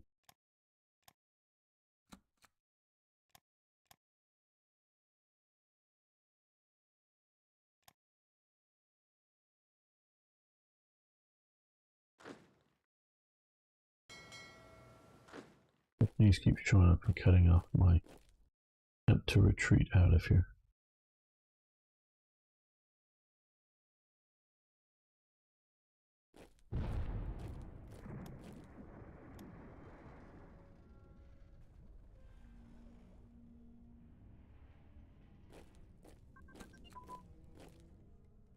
Okay, carrier aircraft prototype advance. Okay, grayed out.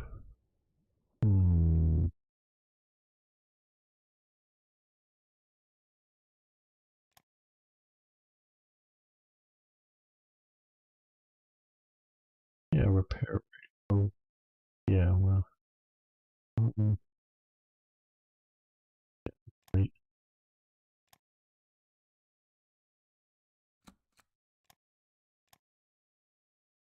How close are we going to get this? We got to get a lot of these guys. We need to really spam out because we have some more here, but let's spam out another 4.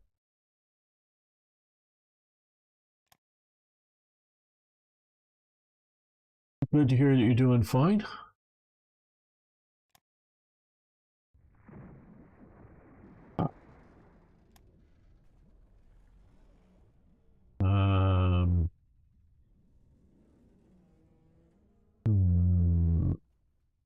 Okay, we'll look at both of these. We were going to wait a little bit to get a little more money. But I did note that we were sinking some submarines and whatnot down here.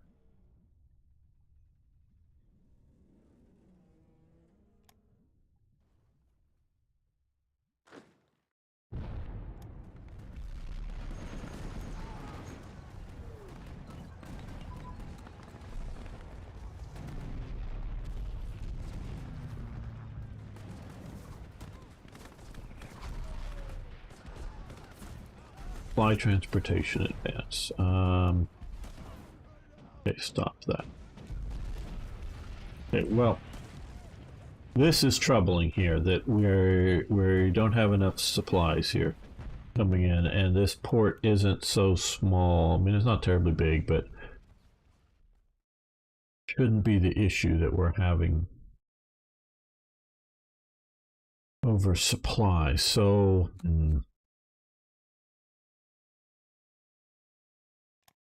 let's look at intelligence.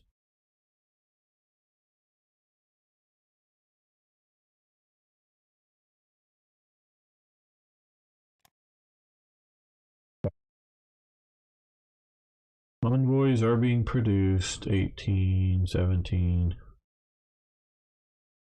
And those aren't being done at all. Okay, well, it looks like they're really being hammered with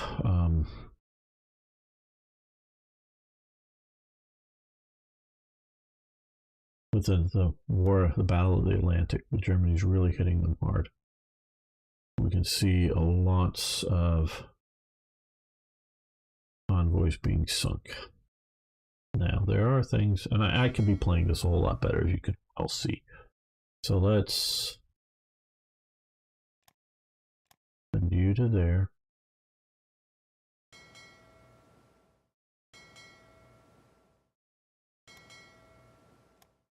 We don't want these too small because we will take losses. We take losses anyways, but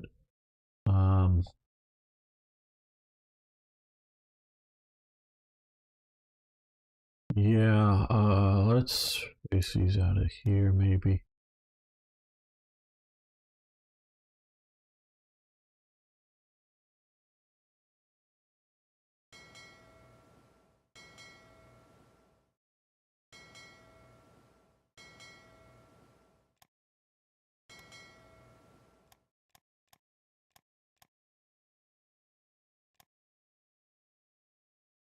Canada here.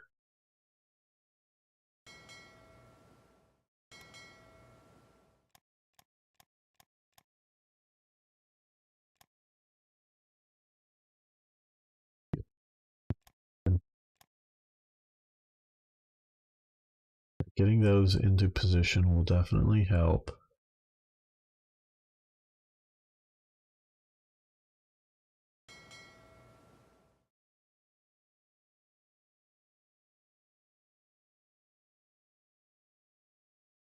These guys over here.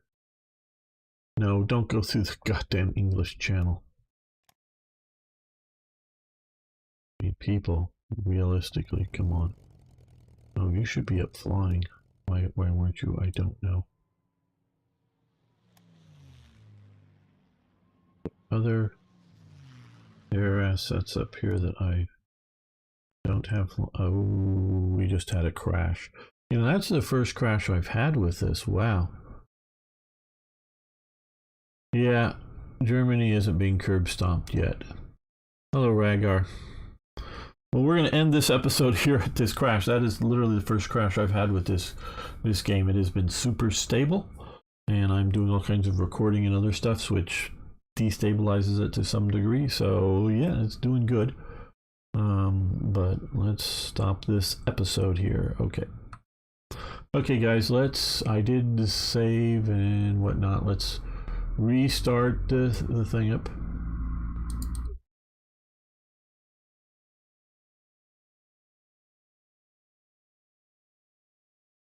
First crash, how long was it?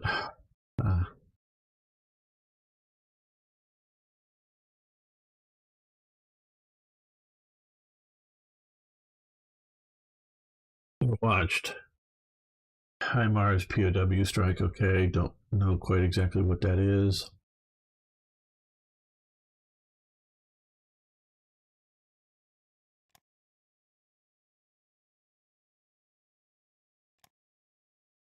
Okay, save games. July. Hopefully that's a good quality save.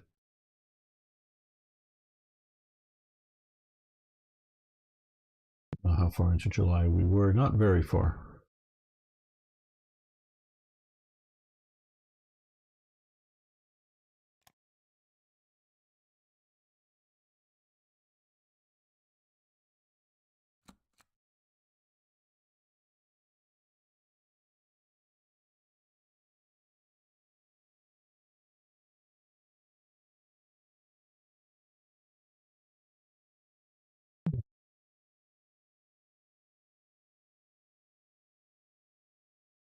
Welcome back, fellow armchair generals. This is Gamer 1745 with my continuing playthrough of Hearts of Iron 3's Black Ice 11.2.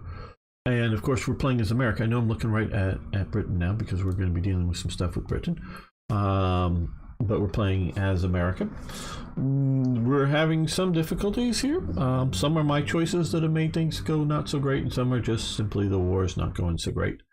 We hope to turn that around in time. But before we get into all this, I want to thank my patrons like ToyJet and others that support me over on Patreon.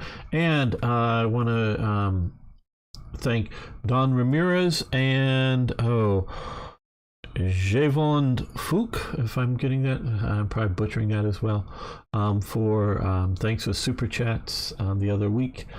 Really do appreciate that, guys, but I just really hope everybody else just hits that like button because we could you know, love to have more support here. So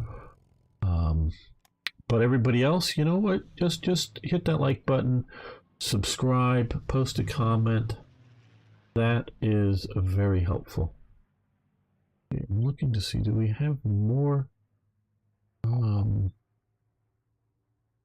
Yes, Toy Jet. No, thank you for your support on Patreon. I do appreciate it.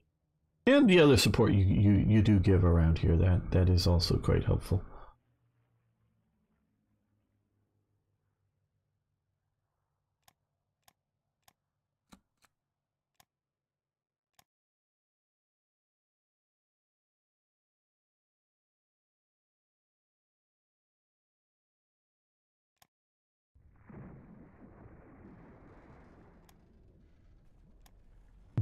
Thinking some Japanese transports out here. We need to sink some submarines, though. Good.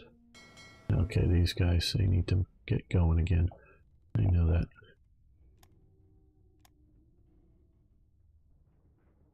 Happened after my... or before my crash. The end of last episode, if you didn't see it, was the first crash I've had of playing this game. So things have been going very well.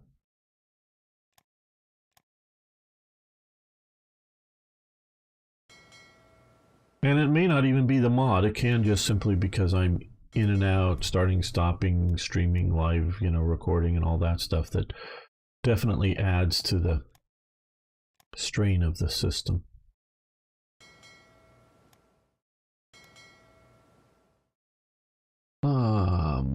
Let's see. Hello, Tomahawk.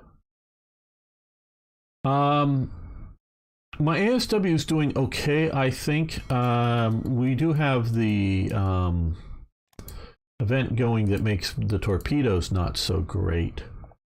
That for sure is going. We can check the ASW after I get done with some of the deployments here. Yeah, we'll send these guys up to Scapa Flow.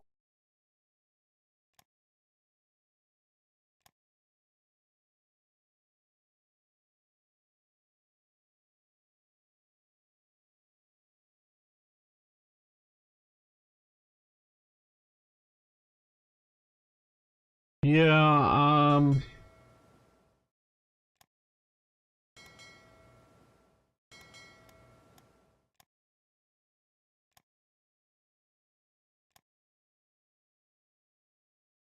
I don't know what to say about things going on with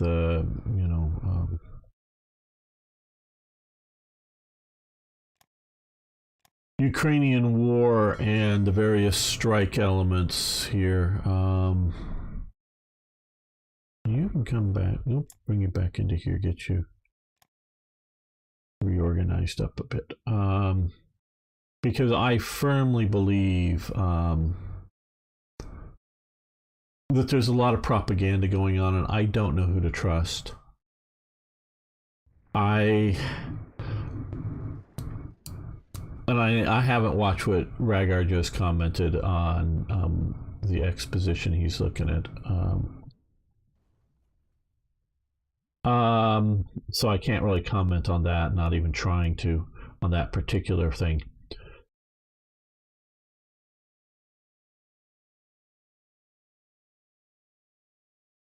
I don't know how effectively Ukraine is going to be able to do a false flag operation. Though I will say there will be a high tendency to just simply believe anything that puts Russia in the bad light by the media, so people may not look into things to see if there's false flag stuff. I know there's a lot of type of false flag stuff going on in the Middle East over the years. And often the press really just buys it all because they have their agenda. So I'm not going to say that that isn't what is happening in Ukraine. It very well could be. I have a stronger tendency to believe the Ukrainians are just jumping on any, sounds like good news story, like the ghosted Kiev fighter pilot, or the defenders of Snake Island fighting to the death, and they mostly, if not all, survive. So not that they didn't make the go fuck yourself type radio transmission, but so there's definitely propaganda going on. I do think the Russians are still desperate. I do think the Russians are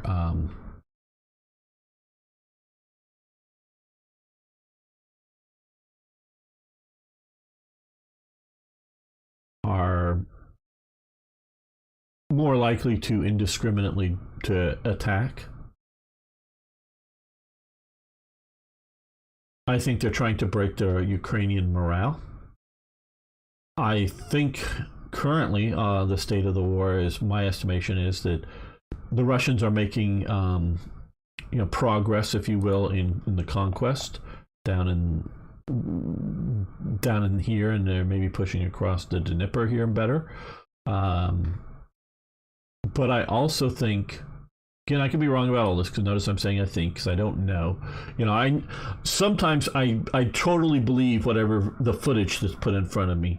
Like when I think it was a Spanish reporter is crouching down next to an artillery piece, but out sort of next to the muzzle area, and gets knocked over, and you see the cell phone is knocked off the selfie stick from the muzzle blast. I'm totally believing that that's real and not fake stuff, and as well as a pro-Russian situation where some reporters were near like an artillery piece that then gets counter battery fire and they're running away.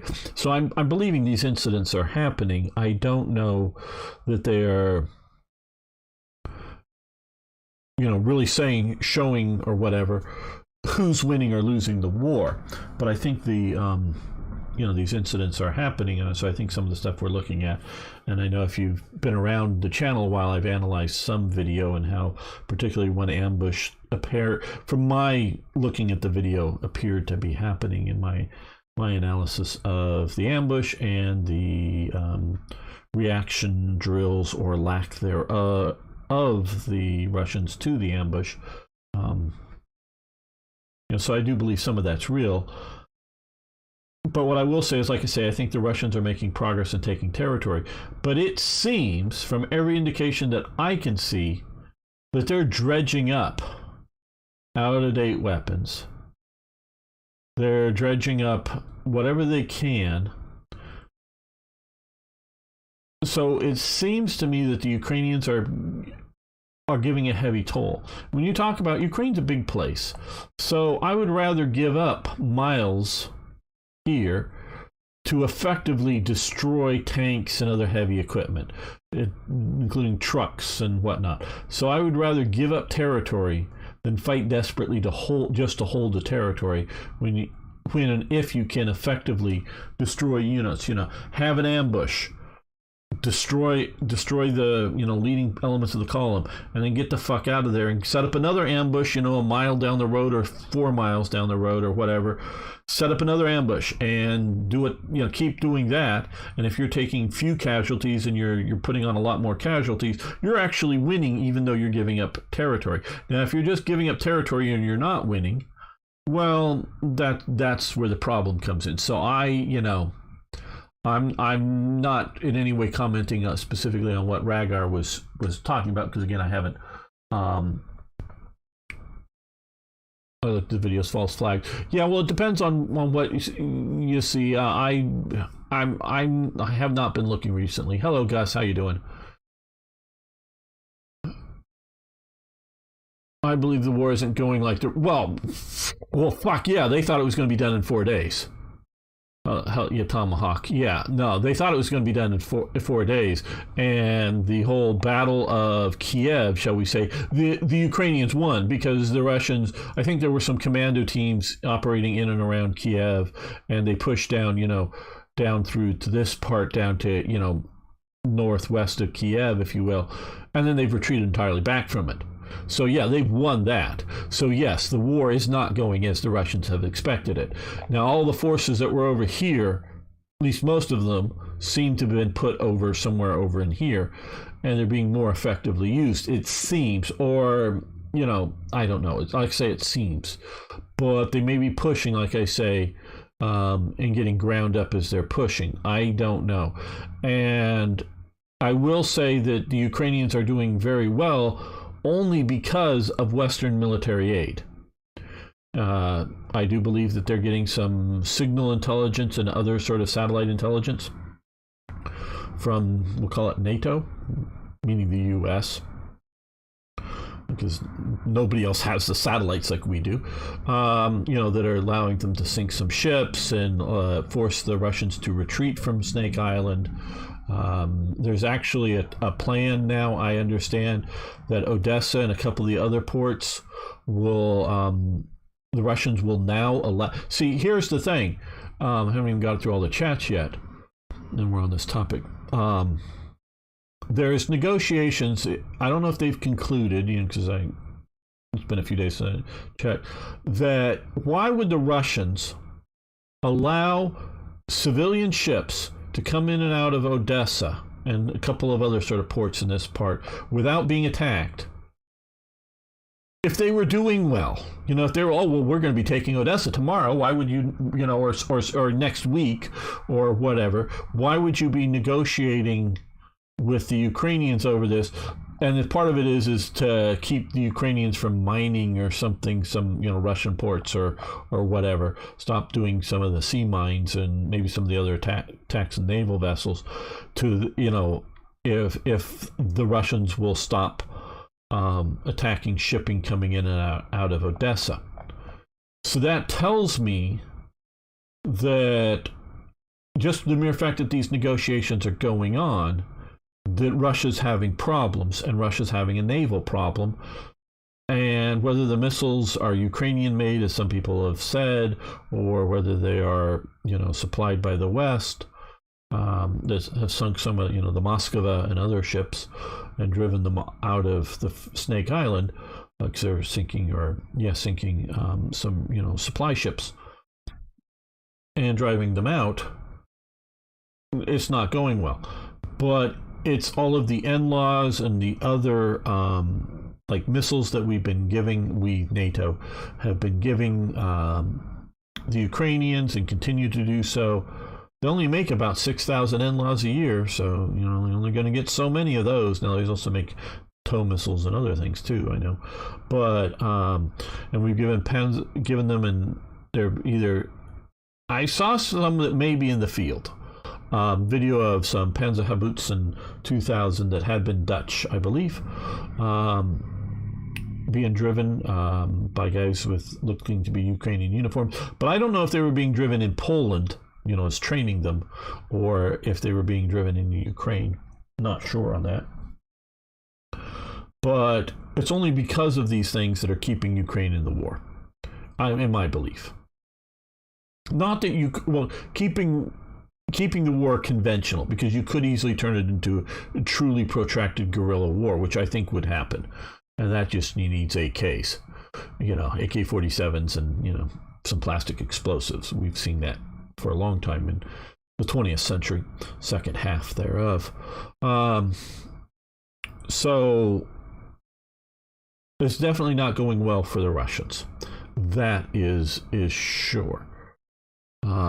Russian, basically brothers, and when brothers fight, best to stay out of it. Yeah, I don't think we should. I don't think the West should get actively involved in the fighting. It's one thing to send them some information. It's one thing to send them some equipment. It's even, I'm not terribly comfortable with it, but even training troops, because I saw some video supposedly, and it seemed like it, coming out of Britain, of British military training Ukrainians in Britain, supposedly. You know, again, I'm saying supposedly because that's what's reported, and I'm not saying it's incorrect. I'm just saying that's what it's supposed to be, but I couldn't geolocate the video or something, you know, or didn't have an independent, trustworthy geolocator guy to figure it out. So I'm presuming it's right, because they were having what sounded, you know, as a British soldier there in British uniform. I totally believe that that's the case, holding an AK-47 and explaining what to do in English, and then it sounded like a woman, if I remember correctly, a woman translating it into presumably Ukrainian. I don't speak the language, so I can't comment on how that on whether it was, but that's what it seemed like. So, you know, it was a British trainer training some Ukrainians. Don't know, you know, whether they're volunteers or, you know, National Army soldiers or whatever, but, you know, it was getting them familiar with firing movement or whatever, and training them up. And so the trainer, you know, doesn't speak Russian or Ukrainian, and had just apparently some woman who spoke English presumably well enough to understand what was being said, and spoke Ukrainian well enough to translate it into their language. So yeah, it seems like their problem. The problem is their conquest is destroying major industry centers, which will be devastating for their economy to fix. Absolutely, that's absolutely true. Ghosty cavios are made in DCS, not quite sure what that is. So how overpowered is the U.S.? I don't think it's overpowered, Gus. It is overpowered over the other nations. Right now, we don't even have 500 ICs. Now, I have not been building as many ICs as I probably should have. I'm starting to build more, and more up here. But the U.S. was very, very powerful in World War II, so I don't know that it's overpowered from history. It's overpowered compared to other countries, for sure. But I don't know that it's overpowered from what it should be. Will you ever stream Hell Let Loose? I don't have Hell Let Loose, so sure, I might someday, but I don't have it right now. So someday maybe. I wouldn't be against the idea. I know a few of my friends have the game. I just don't have the game yet.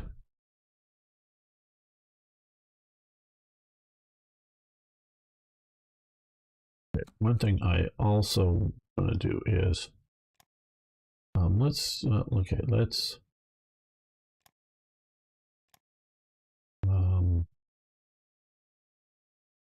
I'm going to offer Lend-Lease to Britain and see if they accept it. Okay, good. Okay, so what we're going to do here is distribute, yes. Yeah, it's going to all be to Britain. No, not like that. Yeah, about like that, maybe. You know, sort of get that and some of the motor torpedo boats out of production here for the moment, but we'll get these guys done soon. Yeah, I got Postscriptum. There's actually Yohishima, hope I'm remembering it right, was commenting on it just within the last 24 hours, I should say. Yeah, there, you know, an earlier live stream of us playing, including Arno, I believe, if I remember correctly, playing, and hello, Sun Temple Radio, playing Postscriptum. It was a few Sundays ago that we played live, streamed it. So if you want to check that out sometime, and I'm sure we'll be doing some more Postscriptum live. I'm sure of that. I don't know when we'll be doing it, but I'm sure we will be. So definitely more Postscriptum. We could see about it sometime. I'm definitely not against it. I don't know when.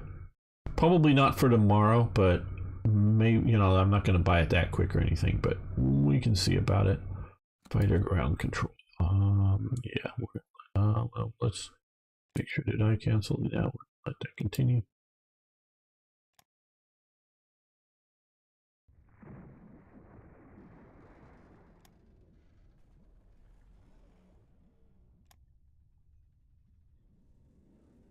Okay, Mr. Duck, thanks for hanging out with us. Glad you're back from England and everything's going good. I hope it all is, yes.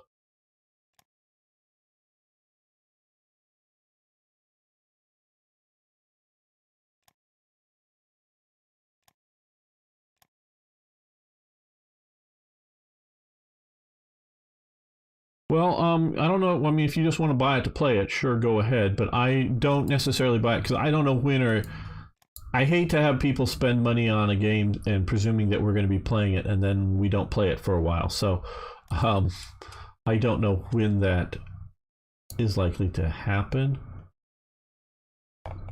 So I, don't want you guys just spending money and then go, oh, but I bought the game and it's been 3 months and you haven't played it and whatnot. So I don't know. We can talk about it some other time. Okay, where did we lose this? Okay, the Mediterranean. So did we get any kills with that? Maybe. And then we have you out here.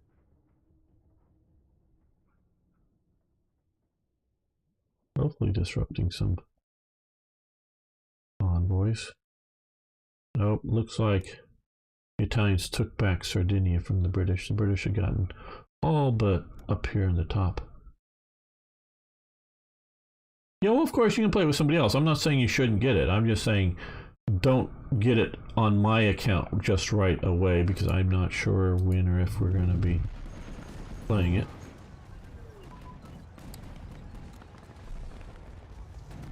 Fly transportation advance. Okay, yes, I know we did this before, but we're trying to catch back up to where we were.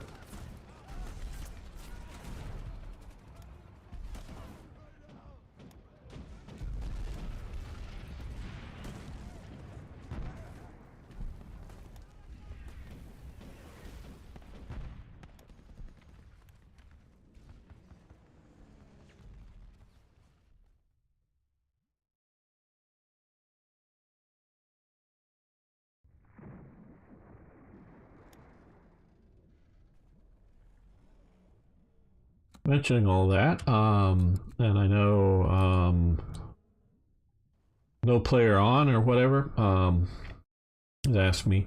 We will be playing, I presume, likely Hearts of no War Thunder tomorrow. But if you guys haven't already, check out our Discord server. Should be links around, and if you hear me and I don't put them in some video, you just ask for the link for the Discord server and I'll post it. There's a bunch of us, a couple hundred people on the Discord server already. And find people to play games with or against or whatever, and we hang out and have fun. And we did movie night last night, and it was Starship Troopers.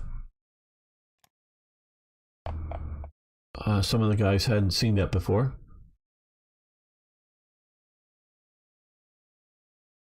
Well, Arno, if you want to play naval with me some other time, I'm definitely up for playing naval some other days. If you, or hit me up on New Zealand. Okay, you can have aluminum. New Zealand. After your work is done or something like that on Steam, and we can play some naval stuff. I'd love to do that with you. Okay, giant infrastructure projects. Okay. No, it's grayed out. Okay, good. Commander decision making. That is down here. Let that continue. Spotting. Well, it says 43. We're going to get off of that. And light cruiser, it's also 43. Because we can come over here and do some more 42s. Got a little bit more. We'll put it over here.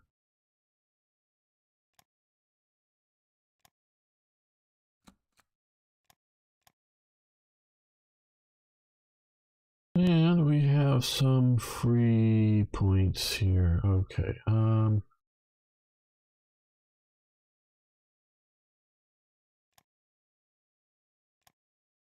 More motor torpedo boats for Arno. I know he likes those and they're useful. And I did send some up this way and they're here now. Now I'm going to send them down to here.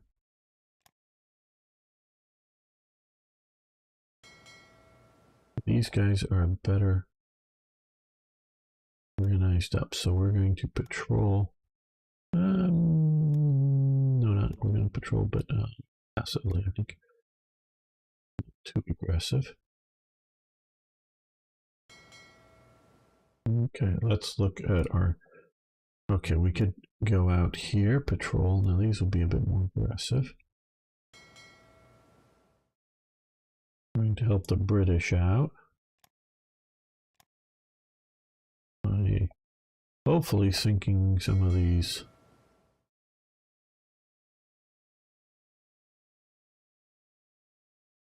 raiders.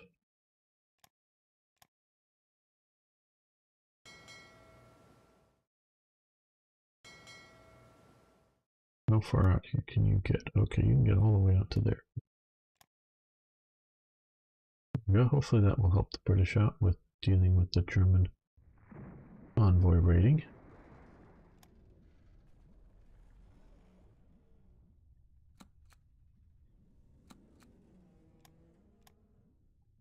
Just came available. Okay, the Marine. Oh, our carrier air groups.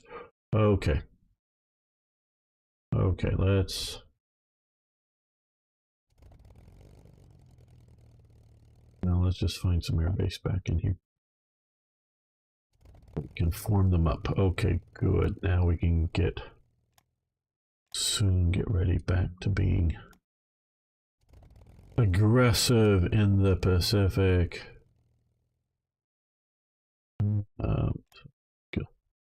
We have to go down here because I'm looking for somebody who's good at sinking ships.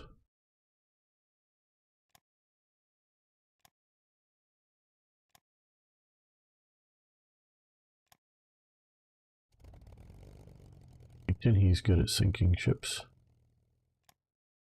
Happy Boyington, Baba Black Sheep. Great old series.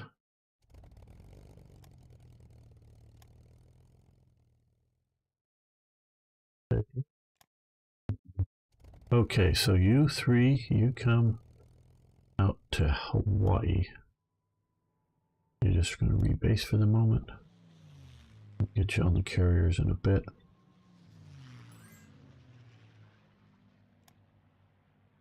We give them money for supplies. No, we're not buying supplies from Vichy. No, not buying supplies from Vichy.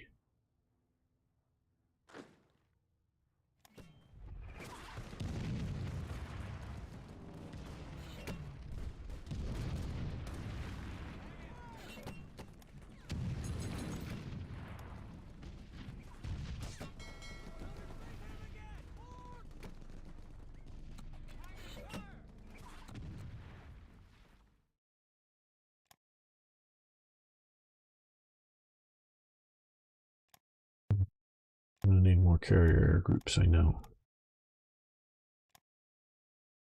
They're going to take high attrition, I think, and we're going to use them aggressively.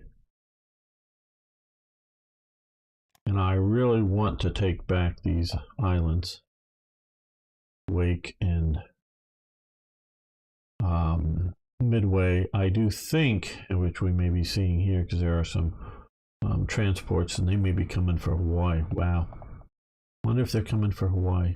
Yep. Looks like it. Okay, guys.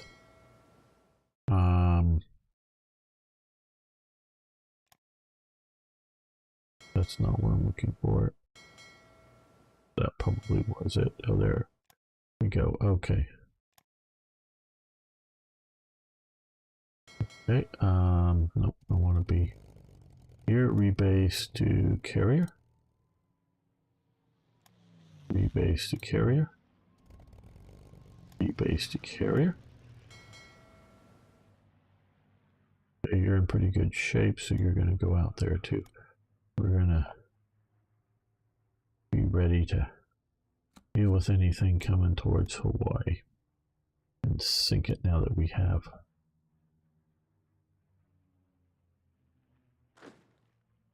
Carrier, we now have also the Silent Second here getting organized up.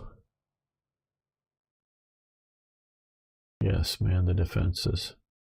Not sure that they're coming here, but Well, they got a big stack here. Looks like they're carrying, and they have some assault ships, so... I mean, if they want to land on the U.S., fine. You can do that. Okay, we're gonna put out more of these, but we're going to specify this time, make sure that they're going out passively, because I don't know if the last time they were. Like, we're taking a high toll on our submarines, but well.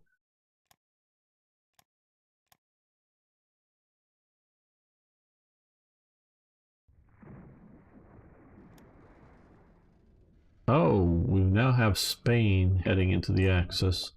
We're now likely to have Spain in the... Oh, whoop, whoop, whoop. Okay, they're pushing on us here. We were unable to withdraw across the peninsula. Okay, our ships, our motor torpedo boats are moving around there.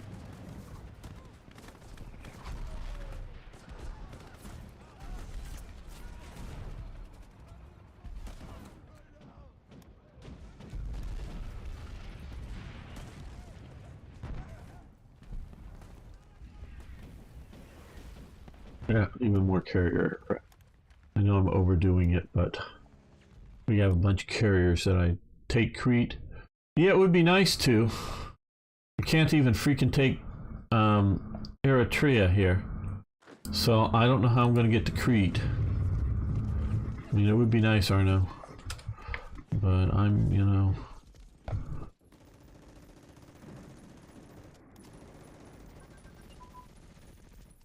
Okay. Extreme terrain combat tactics. Very good. 43. Hello, Eric. How you doing?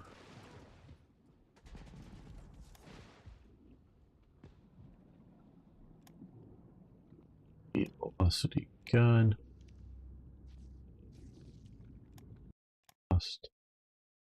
Good to hear, good to hear. Still watching these guys.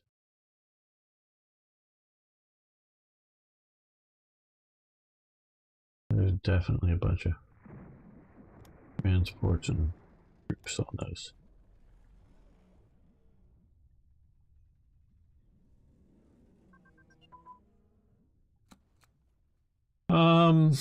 Fair at best. The war is only going fair at best. Okay, fire control systems advance. Yeah, we'll let that continue. Yeah, you know, we're getting to where we could bomb everything. Okay, now we're getting some fighters. Those will be useful.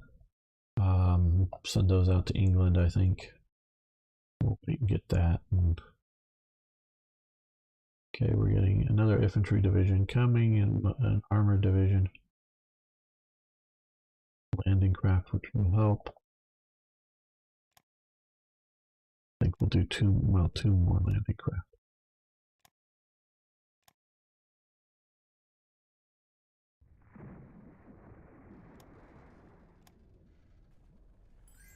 Well, we lost a destroyer out of here.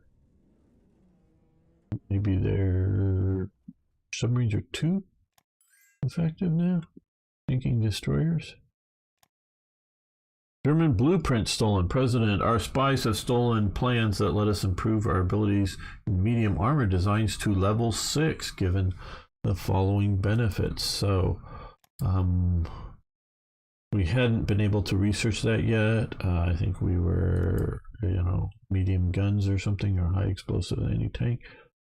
So, well, we'll get to that soon. So that gets us our armor to a better level.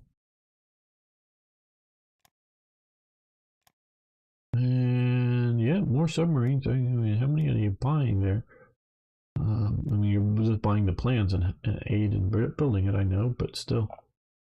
Okay, there, you're still heading.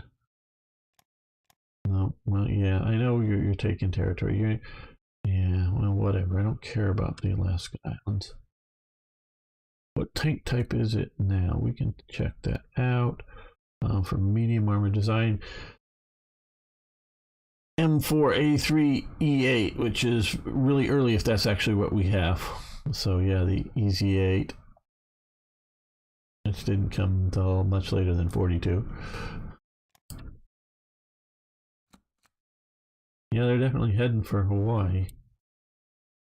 Okay, well that money is okay.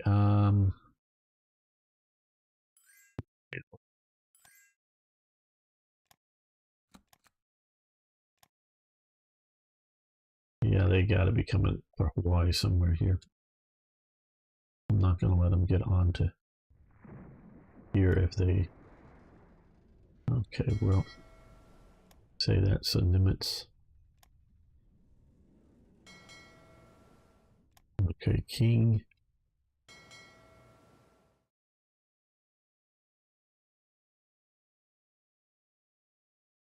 Iowa class. Okay. Let's see. Battleship Division 3 under King, who was actually commanding back in Washington and focusing a bit more on the Atlantic Ocean. He was, yeah, as Drock Chinafil calls it, God Emperor of the U.S. Navy. Yes, he was basically that, functionally, but he was not running the Pacific. It was either Nimitz, well, it was really Nimitz. It was running the Pacific, and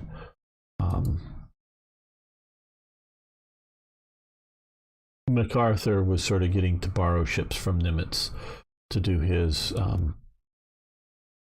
naval invasions. Hello, Paulette one. How you doing? Okay, well, we took out a long-range German submarine there. And Battle of Surigao. Okay, well, we won there. It looks like we're getting some Filipino aid, possibly. That would be nice.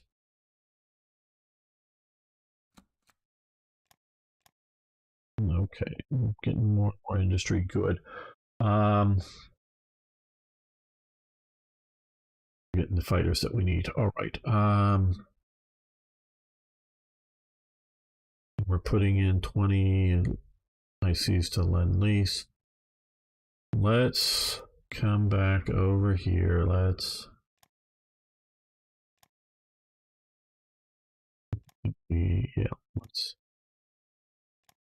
focus some of our building here of ICs.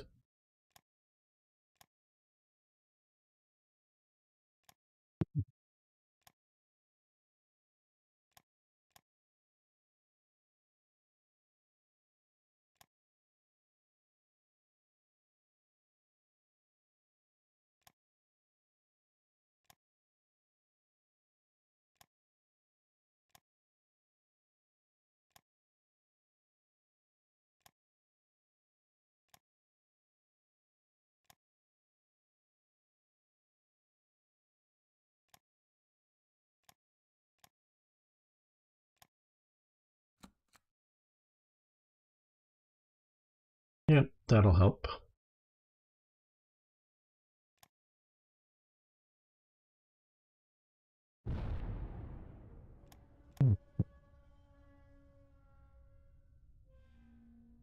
You guys get out here and patrol. Deal with this area.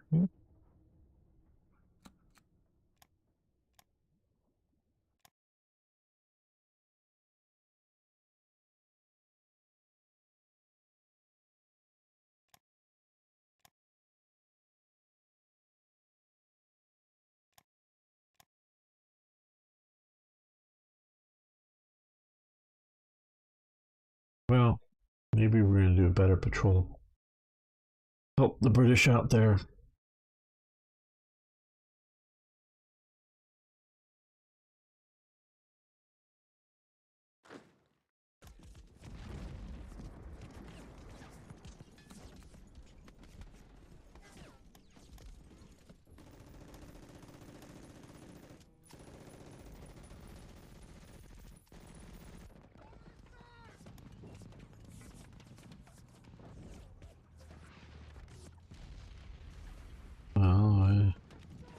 Don't know what happened to that.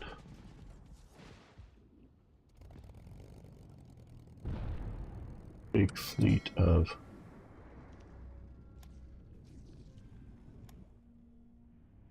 these transports. It could be still out, just out there way far enough that we're not seeing it.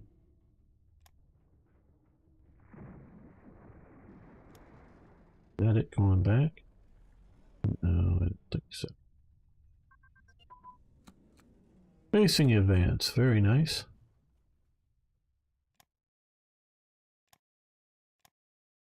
Those that are new here, whether on Facebook, YouTube, or Twitch, please follow or subscribe to the channel. Love to have you around more often. Okay, yeah, Army HQ would be nice. Get that.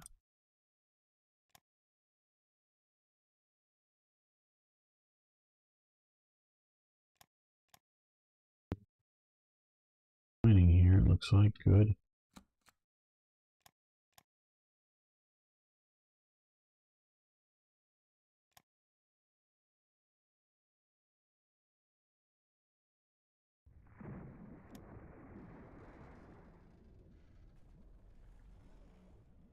Ah.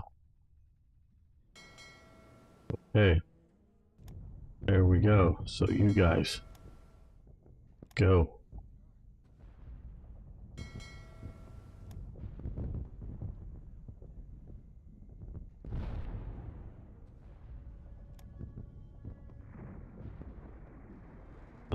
Carriers coming there. Oh boy, oh boy. Okay, well, we lost the heavy cruiser Quincy and the battleship New Mexico. They lost the battleship U.S.A. and a bunch of light cruisers and DDs and some transports. That maybe okay. Well, you know,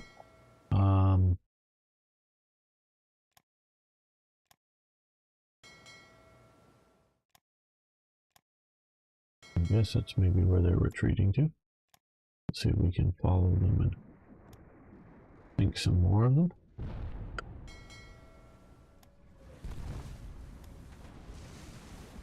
Well, that looked like it kicked the guts out of them. Well, so we did lose a battleship. But it looks like we kicked all their guts out. Their last light cruiser, their liner, and 2 more landing ships, because they don't have any more here. So all those infantry units that were here are dead now. Yay. And I think on that note, you guys can come back to port. You guys can come back to port. And you... Let's save the... Oh no, I want to come here. Save this. I think we're going to end the episode here. Yes, the invasion is averted. See, that's what I wanted to have happen with Midway and or Wake Island. We, didn't get the battle of... weren't able to...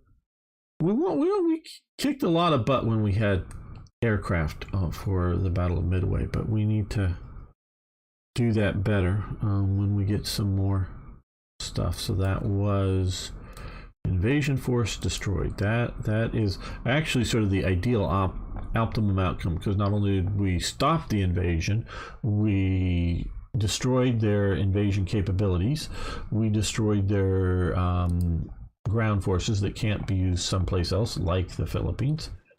So it's just a best sort of win. It's always best to kill troops at sea when they're traveling. Well, I want to thank you all for getting this far in the video. If you, like I say, haven't already, please give that a like. Love hearing from you as well. See you next time for more, yes, more Hearts of Iron. Okay, guys, I'm a bit tired and all. I did get some sleep last night, but not enough. So I think we're going to end this here for today. Like I say, tomorrow we'll be back playing some Hearts of Iron. No, well, War Thunder, sorry. Man, this is how sleepy I am, I guess.